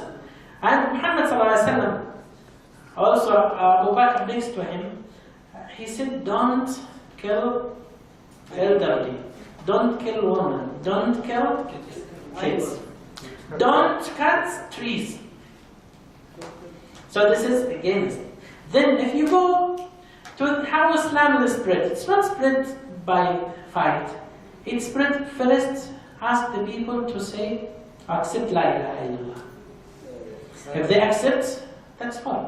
If they don't accept, the second choice is to get jizya or money. If they don't accept, then fight. An example, Kabul, Muslims entered to Kabul at time of Qutayb Muslim by fight from the start. People of Kabul, they went to Khalifa and they said, Qutayb Muslim came and fight us without talking with us. Then he asked Qutayb Muslim to go back out of Kabul and instructed him to ask the people either to accept Islam, or to give jizya, or fight. If you go further, for example, the World War, whether first or second, who was engaged in that war? Christians, not Muslims. Who invaded the Arab world and the even a lot of African countries?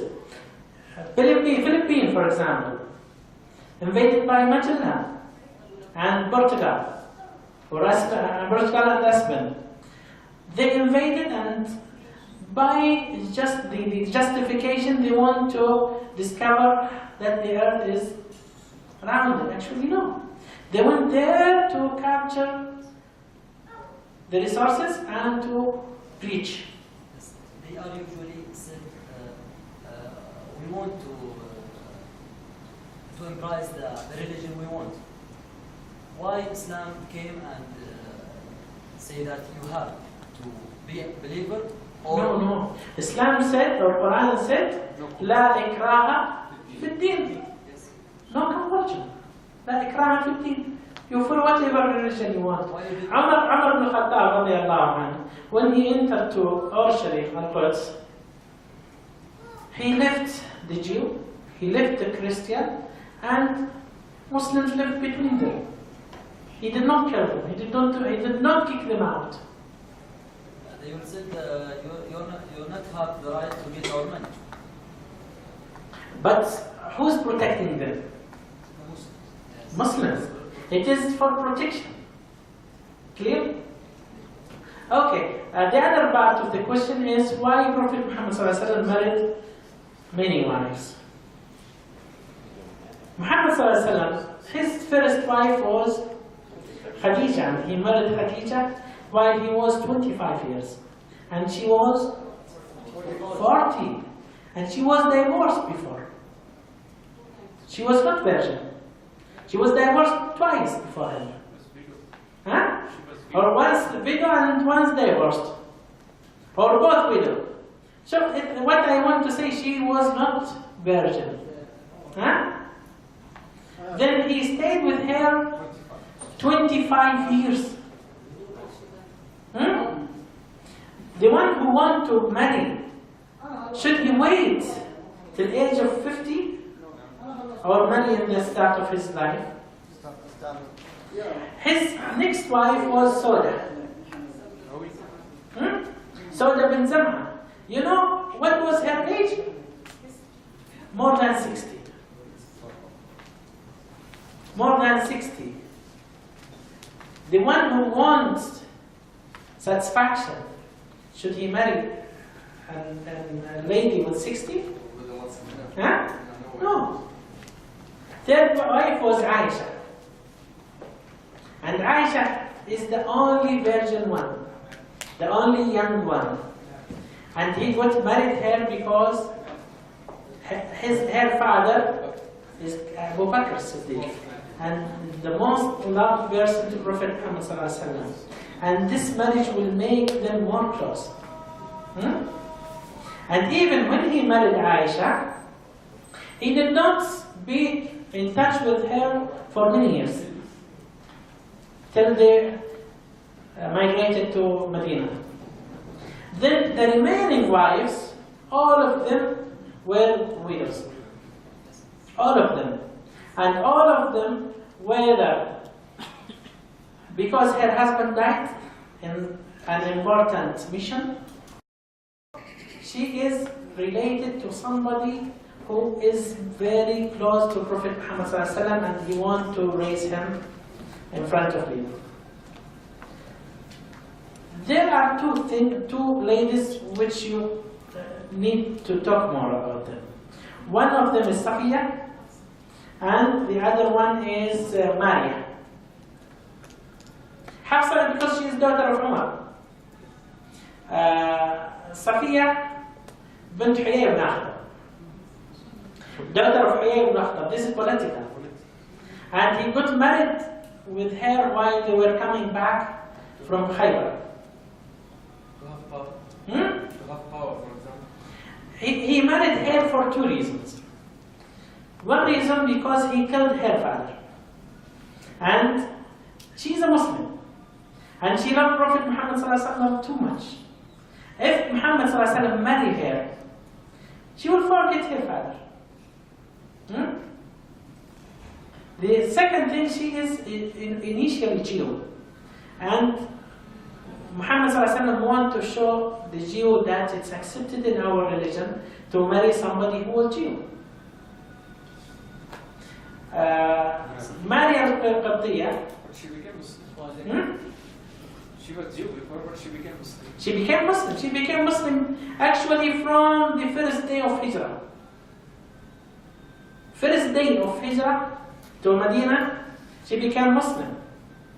When her father was talking with her uncle about Prophet Muhammad ﷺ, when her father went to Quba to see him, on receiving him, he came back and her uncle asked her father, is he the Prophet? Her father, he said, yes. He said, yes, he is the Prophet. He said, how do you know? He said, I know that he is the Prophet more than my knowledge that my son is my son.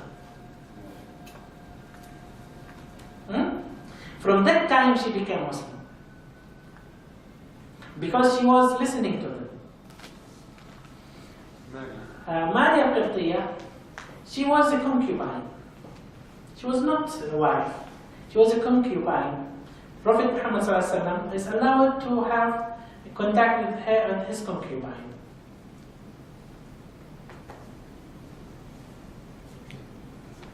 Okay? I think it's time for prayer. We will stop here. And I'm very thankful to all of you. And inshallah, we'll see you again. Assalamu alaikum.